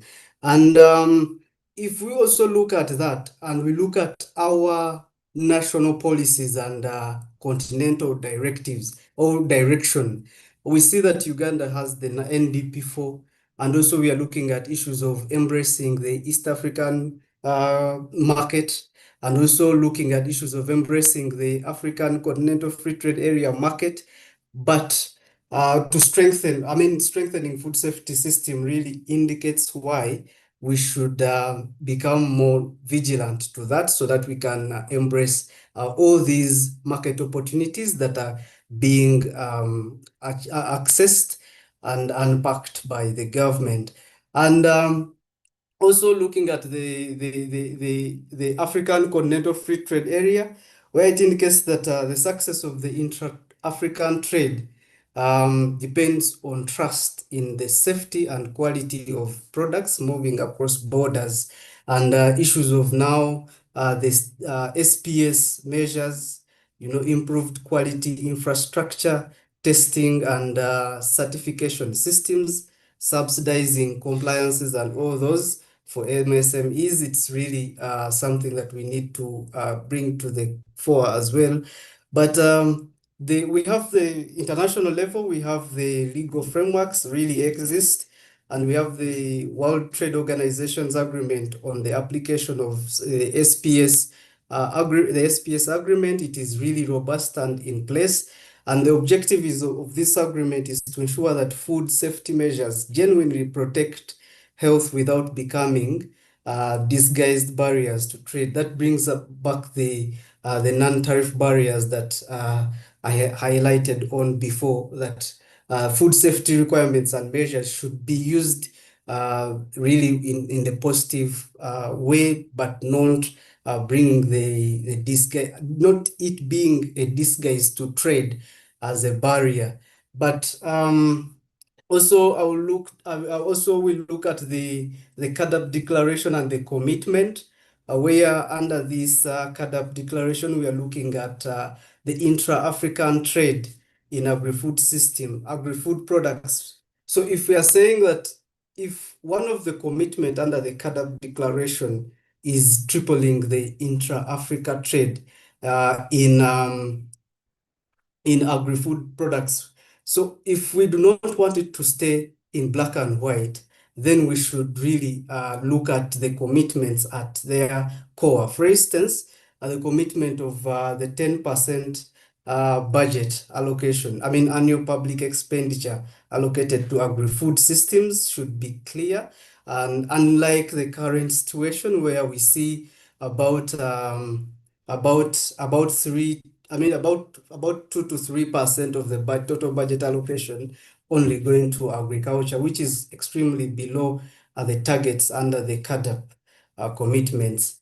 So ours is to say that emphasis should be placed on preventative measures at farm and processing levels, reducing contamination before products reach consumers or export markets. This includes boosting extension services at the local level and in all the value chain, and also investment in food safety systems, laboratory infrastructure, traceability, and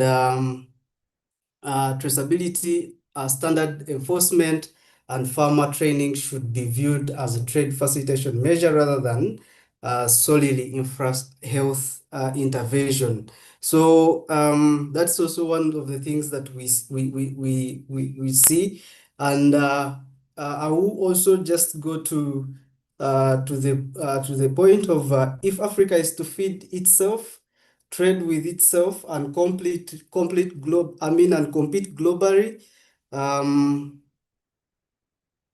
Just a moment, and compete globally, food safety cannot remain a periphery issue.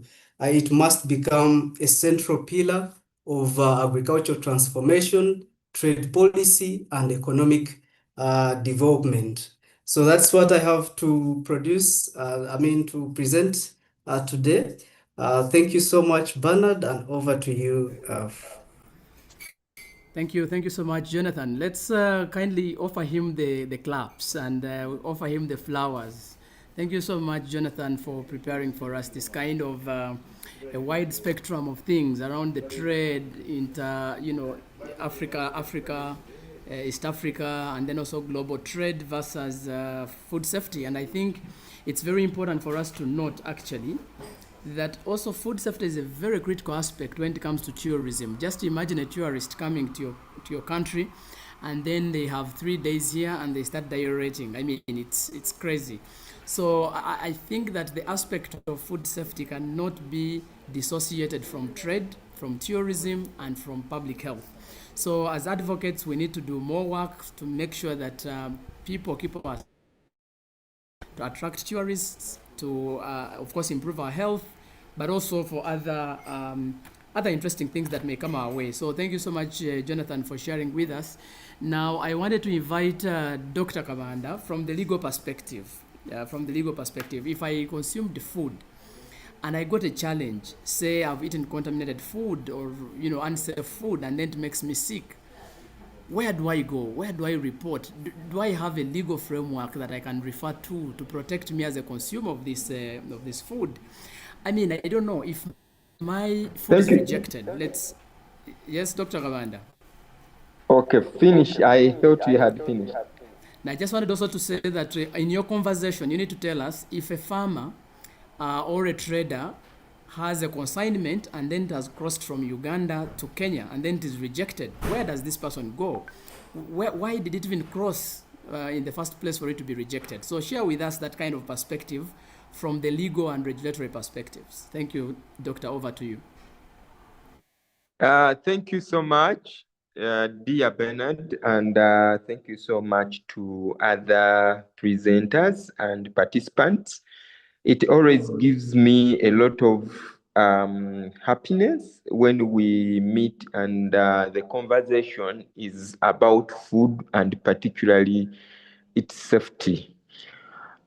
Food is a legal issue predominantly, only that when it comes to countries like Uganda, where since time immemorial we have had the natural gift of good climate, good soils, chida chonka, that you can just dump a seed somewhere and eventually you get maybe fruits.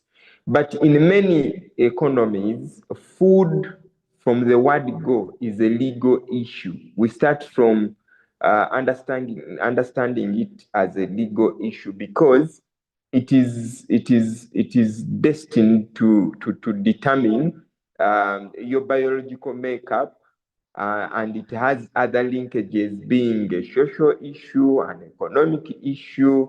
It is also a political issue. Now, when it comes to particular legal issues, and let me not go into maybe the world and everywhere, let me come back here home, Uganda. We have the Food and Drugs Act. Yes, many people say this act is very old. I agree with them. It is even pre-colonial, but it was taken over by government. It was taken on by government. So all those laws were saved. Up to today, it is still good law on the laws of Uganda. So we can start from that because it has very good provisions when it comes to food contamination, when it comes to adulteration, when it comes to who has the liability. The only challenge, it does not have the civil law bit. It is so much anchored into criminal liability. So the culpability of a person who is dealing with food is majorly hinged on their mens rea, their intention. So when you read the provisions of the act, and many people cannot understand them or use them or apply it because it is anchored in that very old language of the white, which was very technical in terms of criminal liability. So to answer your first question, if, for example, someone sold to you food and after eating food, you either became sick or it dealt with you in a non-natural way, leave alone issues of allergies and what I'm talking about, for example, food poisoning or someone vomits, throws up or what, you can, if it is proved that the food was adulterated or the food was contaminated, that person can be held accountable under the Food and Drugs Act. Maybe what we need to do as advocates, and that comes back to SAFROT, is to work with government, only that government has been overly convinced that this law is outdated, is archaic, but the Public Health Act was equally outdated, was also a 1959 law. But when COVID came, they just amended it, and now we have a very good law, Public Health Act, which we are using. So we may be, instead of suffering with the food and nutrition bill, surviving the one parliament to another, maybe now advocates, we need to change our direction, our approach, and propose that this particular law be amended, and maybe we include all the provisions that we want, the way it was done with the Public Health Act. Secondly, when you read the Penal Code Act, same, food contamination, food adulteration. In fact, when you read the Penal Code Act, any person who makes available a substance in the form of food and it injures someone's health, they are criminally liable. In fact, they can go to prison for 5 years and more. So when you look at the laws in Uganda, only that many people do not understand or care about them, because in Uganda, food is like a given. You can, when people look at food, they don't even think it is something that can be enforced in terms of a legal right, because we are known, we have grown up in cultures where we encourage brotherhood. When someone comes, some of us who come from the central, they will tell you, munjute muli kubo, omugenyi mugeyi, yanyinimu teyasantamu, yanyinimu teggwamu. So such statements, and they are all over our communities. So many people are taking food as something which is not having any accountability or legal measures. Now, when you read the Public Health Act, it creates legal obligations on whoever is dealing with food, including restaurants, food stores, everyone, warehouses, these people who add poison to kill maybe these infecting insects and everything, or these people who add poison to preserve the grain which they serve to our children, and then they get food poisoning all the time, which we hear in schools. If there is proper traceability to a particular store, and we can confirm and get evidence that someone applied these dangerous chemicals in maybe in the maize store, those people can be sued. And if your produce was, for example, your second question was, if, for example, I'm trading with South Sudan or any other country, and maybe I have bought particular consignment, I have taken it and it has been rejected. That has different varying degrees, because, like I said, food is a legal issue because of its trade nature and because of its social nature and other related aspects. Now, there is the Contract Act, because you cannot breach a contract if I can prove that what you sold me was by the time you sold it to me, it was not fit, then I can hold you accountable. Secondly, we have the Sale of Goods Act. All these laws that I'm talking about can be applied because it keeps moving from one strand to another, to a trade issue, to just a food issue, to a health issue, you know. So someone can sue you for goods that did not fit the purpose, or did not match the sample, or did not. But in the value chain, maybe during transportation, if it is you who did not take care of the food, or maybe if your container caused its contamination, now you will not have a recourse to law. But if you can trace it back to whoever sold it to you, then they can be held accountable. Now, we have a very big issue right now, dear Bernard, and this issue is spices that people use in restaurants, people use in big hotels, and these spices or food additives or food colors or food flavors have dangerous components. For example, if someone is serving you food and it has components like sodium glutamate, and it is known worldwide to cause obesity, to knock down your satiety levels in your human makeup, this can also be sued, not only under maybe Public Health Act or Food and Drugs Act, but also under the Human Rights Act, because you are violating my right, my right to freedom from inhuman and degrading treatment, my right to food itself, because I must be served with. You've taken my money, so you cannot serve me food that is not food that is not fit and proper for human consumption. But the biggest challenge we have is that governance for food or of food in Uganda has largely been orphaned. That we have local government and also the national government failing or neglecting or refusing or to at least put some resources aside, or a budget vote for enforcement. When you go to local governments, what they care about are license fees.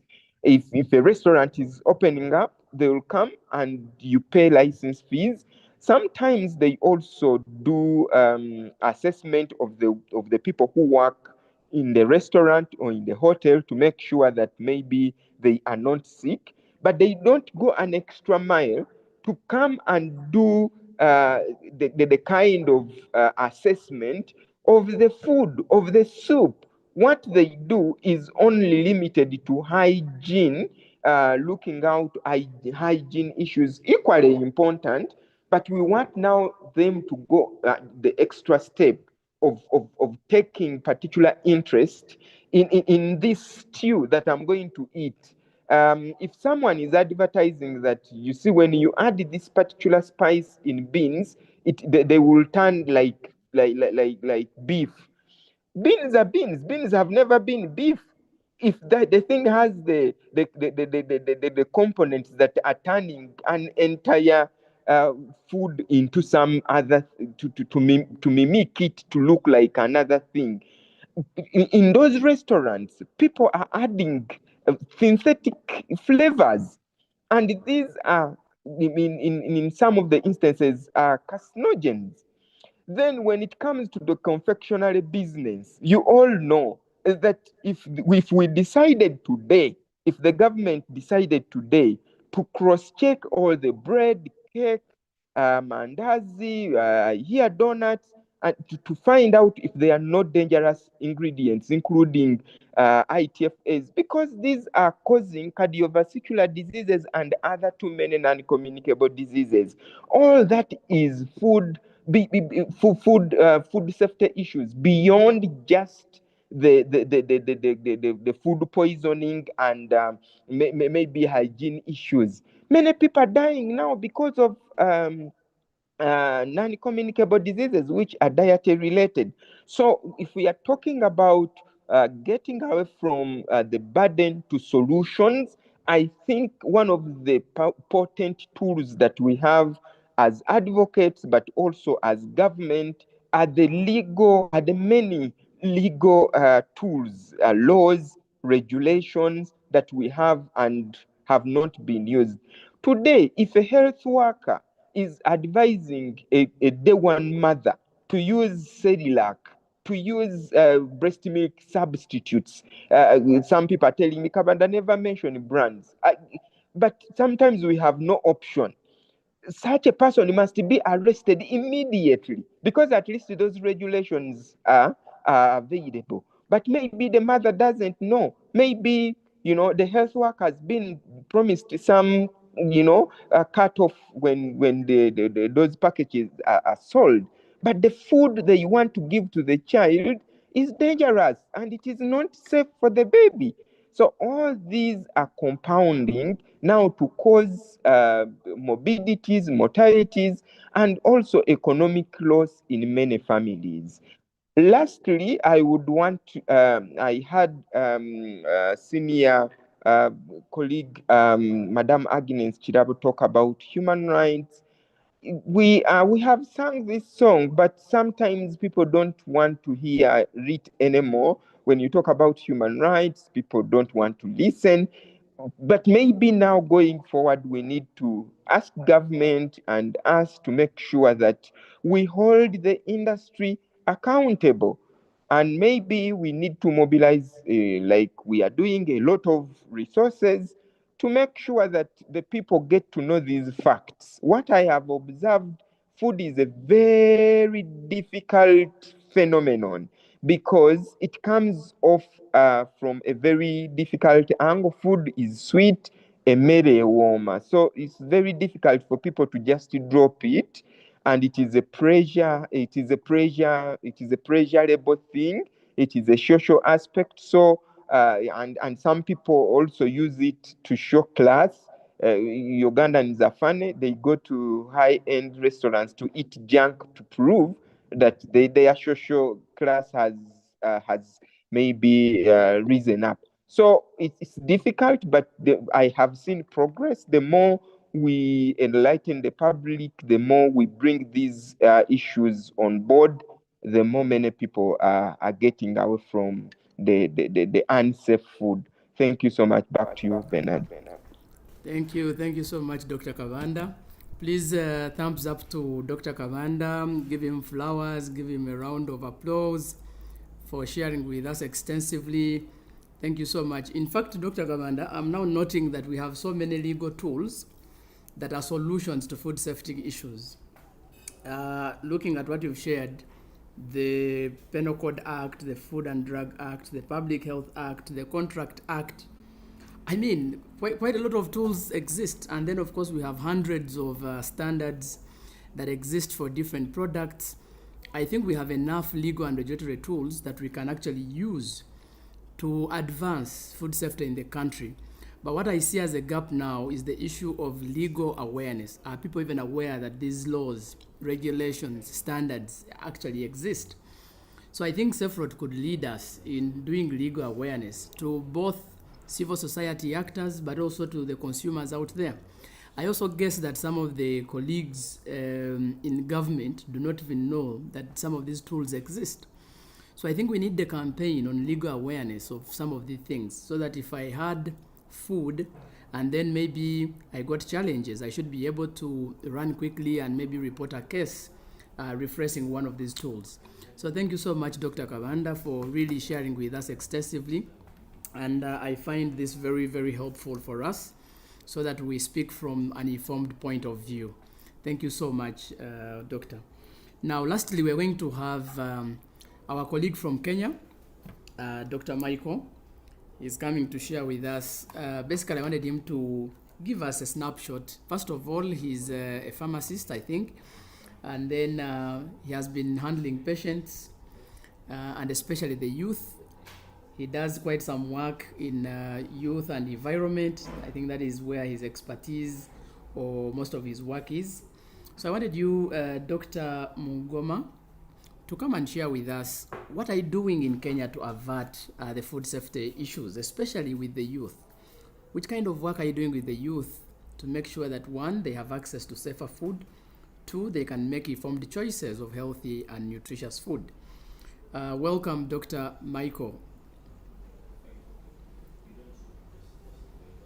Thank you very much.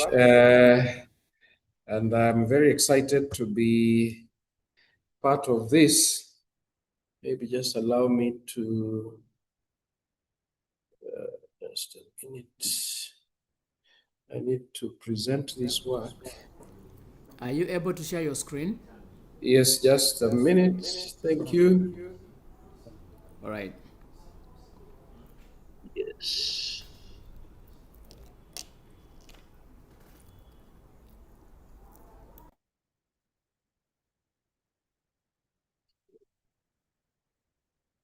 Are you able to see my screen? Yes, we can see. Yeah, so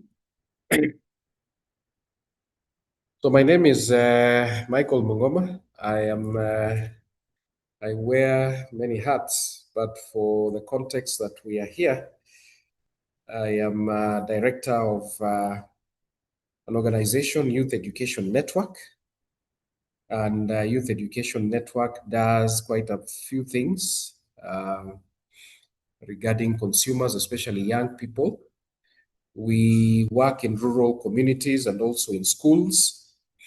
And we work in thematic areas, including climate change, consumer rights, and responsibilities education, digital services, financial digital services, among others. But food safety has been something that we have been working on for a while.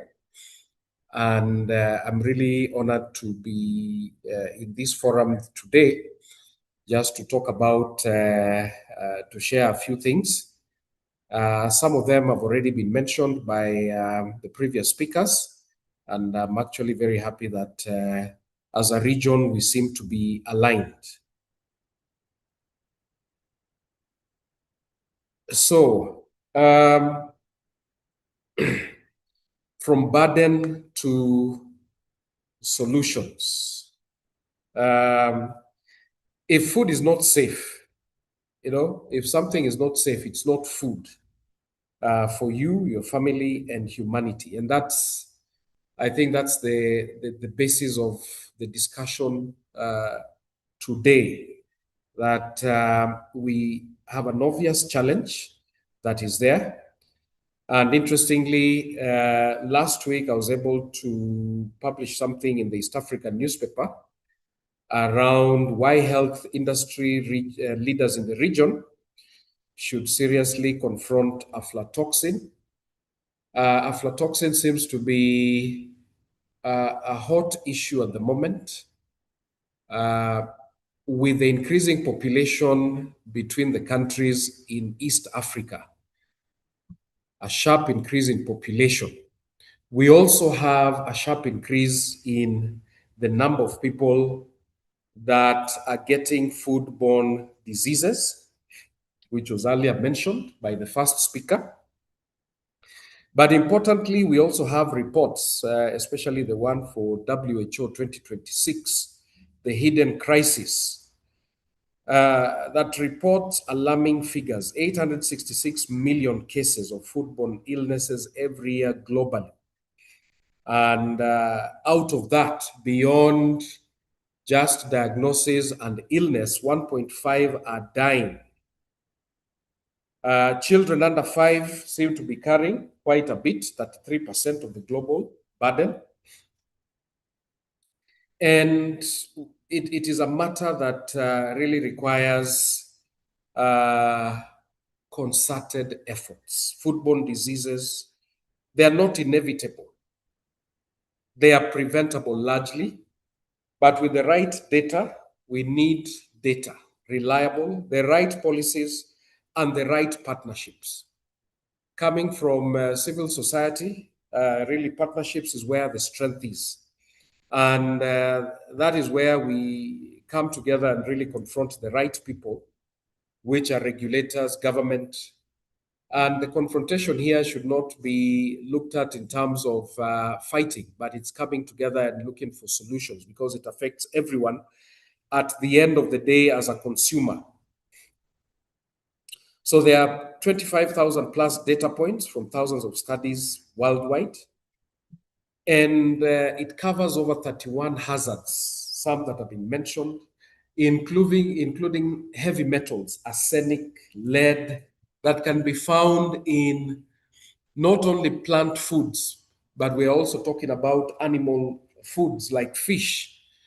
Fish have a tendency of bioaccumulating heavy metals.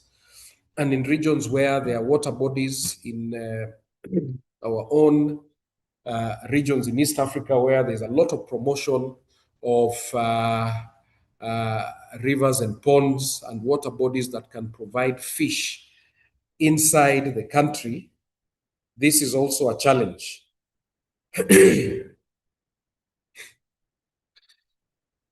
So health data is power. My background, I've also a background in health. Understanding where the burden falls and who it falls on is the foundation for every solution. So the East Africa's food safety reality, I'll just pick some two, and this would be local to Kenya. So we have the Kenya Agriculture, Livestock and Research Organization and the KEBS, which is Kenya Bureau of Standards, have shown recently that food toxin levels in bulk markets reaching 50 times the acceptable World Health Organization standard of 10 parts per billion. So we are talking about 50 times. And the reality of things is thinking about populations who are consuming some of these cereals and some of these foods several times a day, not necessarily per day, but several times. That we really need to put the perspective. So most of the food in East Africa, because we are quite similar in how we do things, are sold through informal markets. Although I must say supermarkets are really trying to come up with very aggressive ways of taking over. So open air stalls, street foods, these are the markets that feed millions daily, several times a day. Yet they operate largely outside formal food safety oversights or frameworks that ensure that we're able to know, understand, locate, and map out where they are. And these losses in terms of the illnesses as well as the deaths can be translated to money, with 1.5 million deaths annually translating to about $310 billion. Aflatoxin, the menace, a silent killer in our staple foods, maize being a focus here. But of course, reports now are coming out, groundnuts and also peanut butter that is sold in the supermarket. And we don't know what else, because we seem to be able to come up with very interesting foods, including porridge that is able to combine different types of cereals, whether it's millet, sorghum, and so on. And people are even putting groundnuts in there as a way of enriching. And in the process, they are becoming more and more marketable. They're becoming more and more accessible. Consumers who are doing sports would be favorite consumers for this kind of preparations. But there's very poor regulation, because a lot of these are just being prepared at home. Aflatoxin, again, I really don't want to get to the science, because I think we all understand the science. But importantly, maize consumption, for example, in Kenya alone, is 171 grams per person per day. In Tanzania, statistics are showing 128 grams. And every contaminated meal is a silent killer. That is what we really need to be thinking about. So beyond that, we've talked, it has already been mentioned how this affects children. They have stunted growth. We also have issues with the immune system becoming suppressed. That can explain the challenges that we have among children under 5 who would largely consume products that are coming from cereals, whether they are eating them as such or being from ground flour. But the economic losses there in Africa, we're talking about $670 million annually due to the effects of aflatoxin in rejected export trade. In Uganda, about $16 million lost in export value annually. In Kenya, millers reject up to 60% of maize deliveries on worst days. And was mentioned there earlier, part of the challenge with aflatoxin comes with processing and handling right from the farm, during harvest.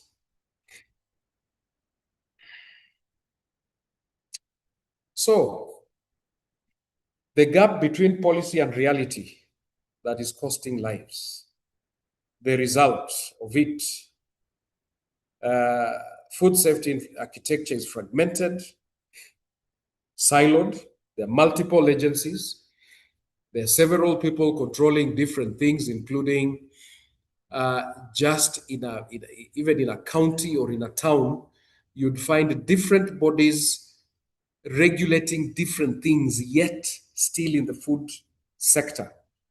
Informal market feed the majority but operate outside formal food safety oversight. Responses by governments are usually reactive. They usually raids and bans after crisis.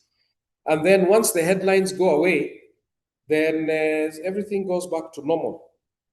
We had the other day peanut butter having 934 parts per billion aflatoxin, and the legal limit was 15 parts per billion. And there were raids everywhere. The brands, at least there was an improvement in the response or the reaction. The brands were actually displayed everywhere on social media. But strangely, the brands are back again on the shelves, and life goes on as usual. So, very many persons are involved: producers, transporters, retailers. And consumers can get very confused because there's a lot of information, and a lot of it can be very inaccurate. Burden falls hardest in low-income communities who do not have alternatives. You eat what is there. You eat what is available. Low-income areas where even at the end of the day, where the purchases are done in the evening with poor lighting, with poor time, little time to really engage in terms of where some of these things are sourced, really bites into the reality of the challenges that we have. So policy without enforcement is not a solution. Enforcement without data is not a strategy. That is why we really need more and more information around the issues around food safety that can drive change, that can drive behavior change, which is urgently needed. Consumer organizations like myself, being part of it, an informed consumer is the most powerful regulator of all.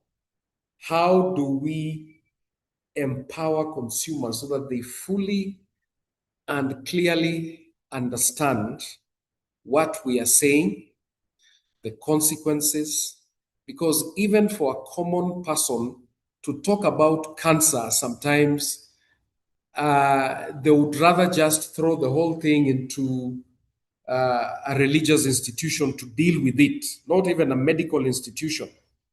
But if consumers can be empowered to understand what aflatoxin is, what heavy metal intoxication in food is, what it means for retailers of some of these cereals to be empowered to test some of these things so that they're able to live full lives as consumers that really deserve the best.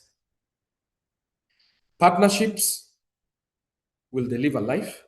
When every link in the food chain plays its role, then we are all going to be safe. So the climate crisis is urgent, it is solvable, and it will be African-led. We really have a history of understanding our patterns.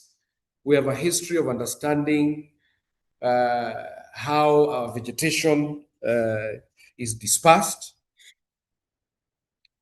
Join the awareness efforts this month and beyond, because even as we are saying that 7th of June is the day, we really need to ensure that it goes beyond a day of recognition, so that we go beyond just an event, and making sure that we have food that is safe everywhere for yourselves, families, and humanity. So that brings me to the end of my presentation. I think for me, I'm really excited about this, and it's all about advocacy and bringing together minds and bringing together people so that we can address this matter. Thank you very much. Thank you so much, Daktari, for sharing with us. Very nice perspectives. We are very grateful for benefiting from your wealth of information, your research, etc. Very importantly, when you mentioned that we need the right data, right partnerships, the right people, the right interventions, the right resources, I mean, that's very important for us. To have all these work, they must be the right resources, the right people, the right partnerships, the right resources, etc. And I want to appreciate you so much for sharing with us. So, ladies and gentlemen, it's now 5 o'clock. We are supposed to end this conversation. Now, I just have two things to give us. I wanted to, one of our colleagues from Kenya, I wanted her to say hi to us. From the consumer perspective organizations in Kenya, grassroots in Kenya. Alice, just say hi to us, and then you can invite for us Mr. Chimera Henry to give us the closing remarks of the day. Of course, I will also be inviting you for a presser, a media press on Sunday at 11 o'clock to be online. So the media personnel, we shall be able to give you the package that you can be able to share out there. So your package comes on Sunday in the morning at 11 o'clock. We shall share with you the link. And I also wish to commission all of us who have gotten this information. Please go forth and make sure that you create awareness. We do capacity building, we continue advocating, and wherever you have resources, let us intensify research efforts. So with those so many remarks, kindly let me invite Alice. Alice, you're saying hi to us and sharing one or two things. We only have 5 minutes to leave this call, so you'll invite Henry to close. You're welcome, Alice. Thank you so much, Bernard. This was a very rich conversation. Actually, I have little to add, but more to learn from the conversation. My name is Alice Kimto from Consumer Grassroots Association Kenya, and I'm also the coordinator for Coalition of Consumer Organizations, where one of our colleagues, Michael, has been speaking to us. I want to thank you for preparing this webinar, and we look forward to many more. Our challenge now is that we need to take forth this information and share with the relevant institutions, relevant people, and more so the consumers. And my other task is very, very simple: to welcome my senior in the food, the consumer issues, Mr. Henry Chimera, to come and close the session for us, bearing in mind that we don't have enough time on our side. But above all, just thank you so much, and thank you for this rich and enriching session. Welcome, Mr. Chimera. To come and close the session for us. My colleague Alice, you always call me your senior, but I also call you my senior too. I would like to appreciate welcoming both of you, Alice from the Consumer Grassroots Kenya, Grassroots Association Kenya, and also Dr. Michael for joining us. I've liked when you brought in the aspect of the Coalition of Consumer Organizations of Kenya, where you are more than 20 organizations. That is quite big, and it's very key. I've always liked we do that in Uganda so that we are a big consortium of consumer organizations. Then we can have an East African consumer organization which can also go and do the respective works on even at the ESC level. Having said that, ladies and gentlemen,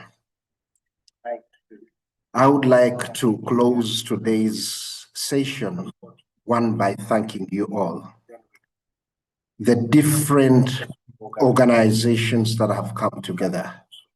We really want to thank you for coming in.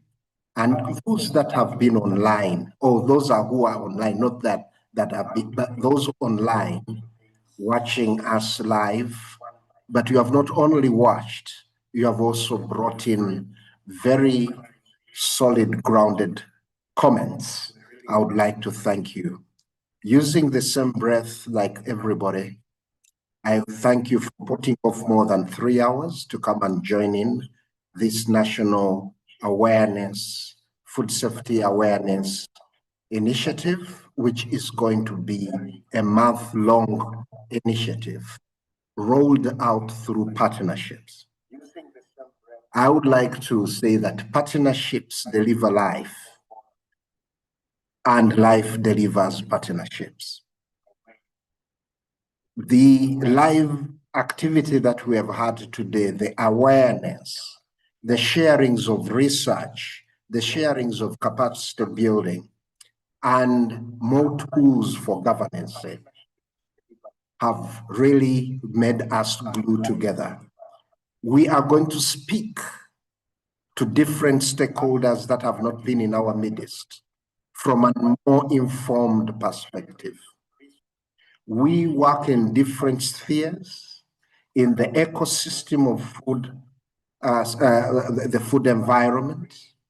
We are going to advocate strongly and more strongly where we would ask different investments in improving the food safety and entirely the food ecosystem is going to be appropriate with all this information.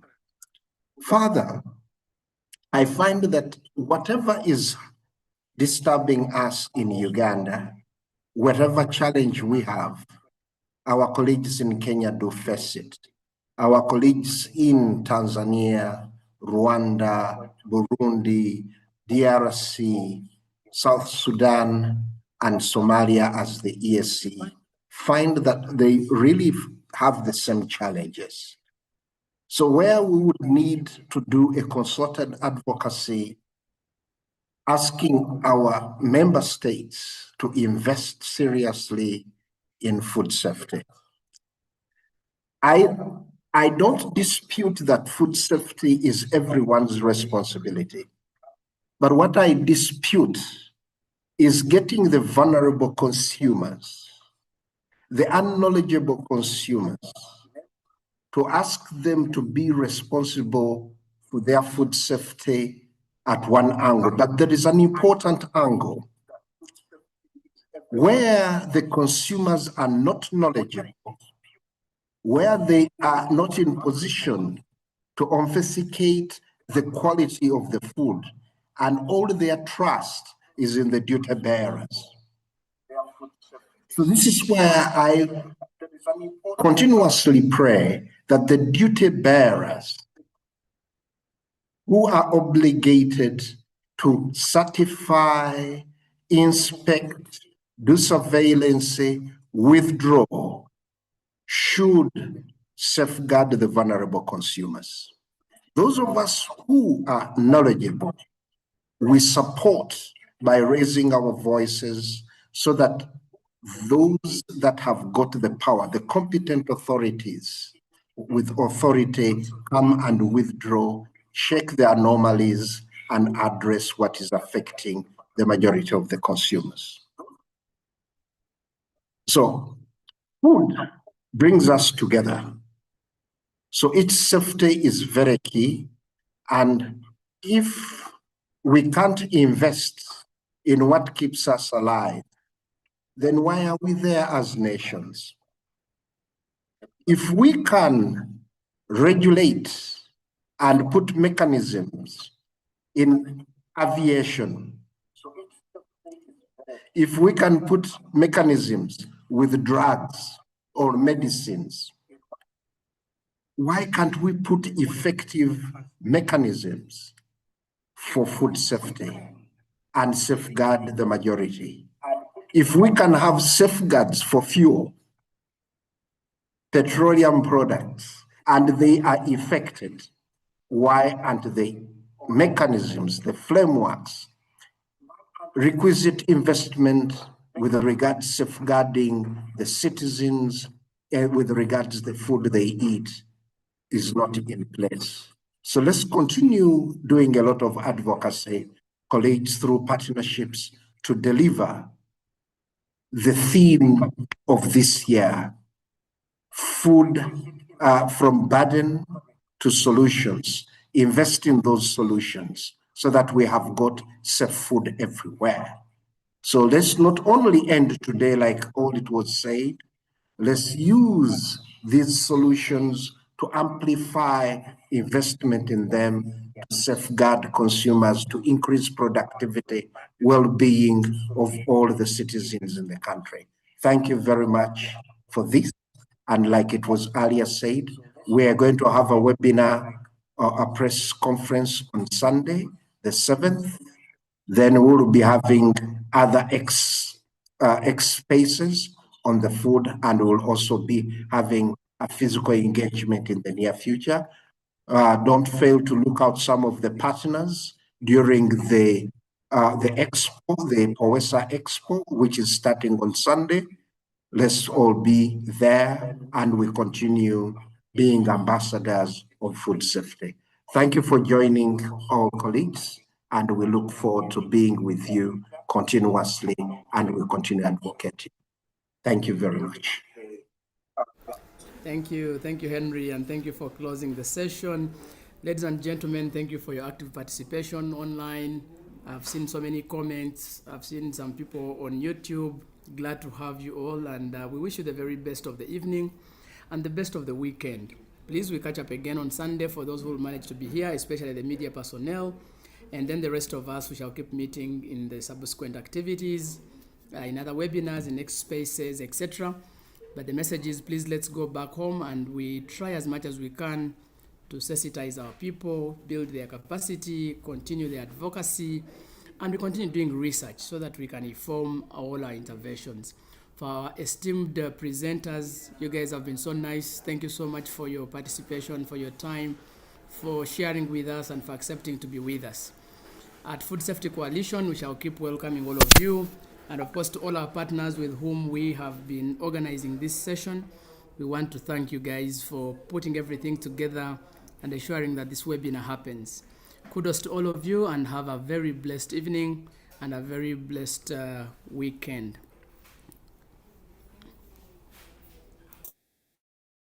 Blessed weekend too.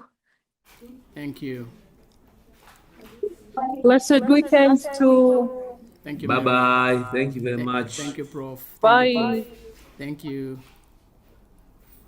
Bye, colleagues. It was a pleasure. Bye-bye, And Henry. thank you very much.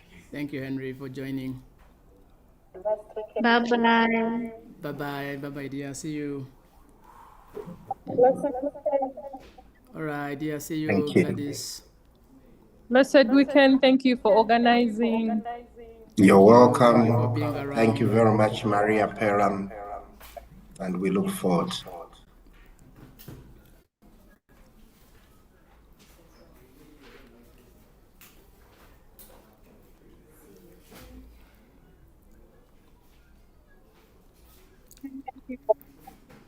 You're welcome. Blessed weekend to all of you.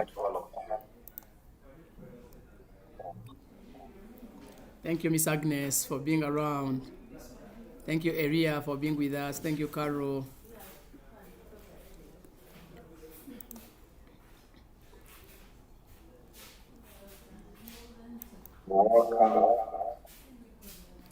Thank you, Ronette. Thank you, Asha. Thank you, Kate. Jonathan. Thank you, Sam. Thank you, Mirembe.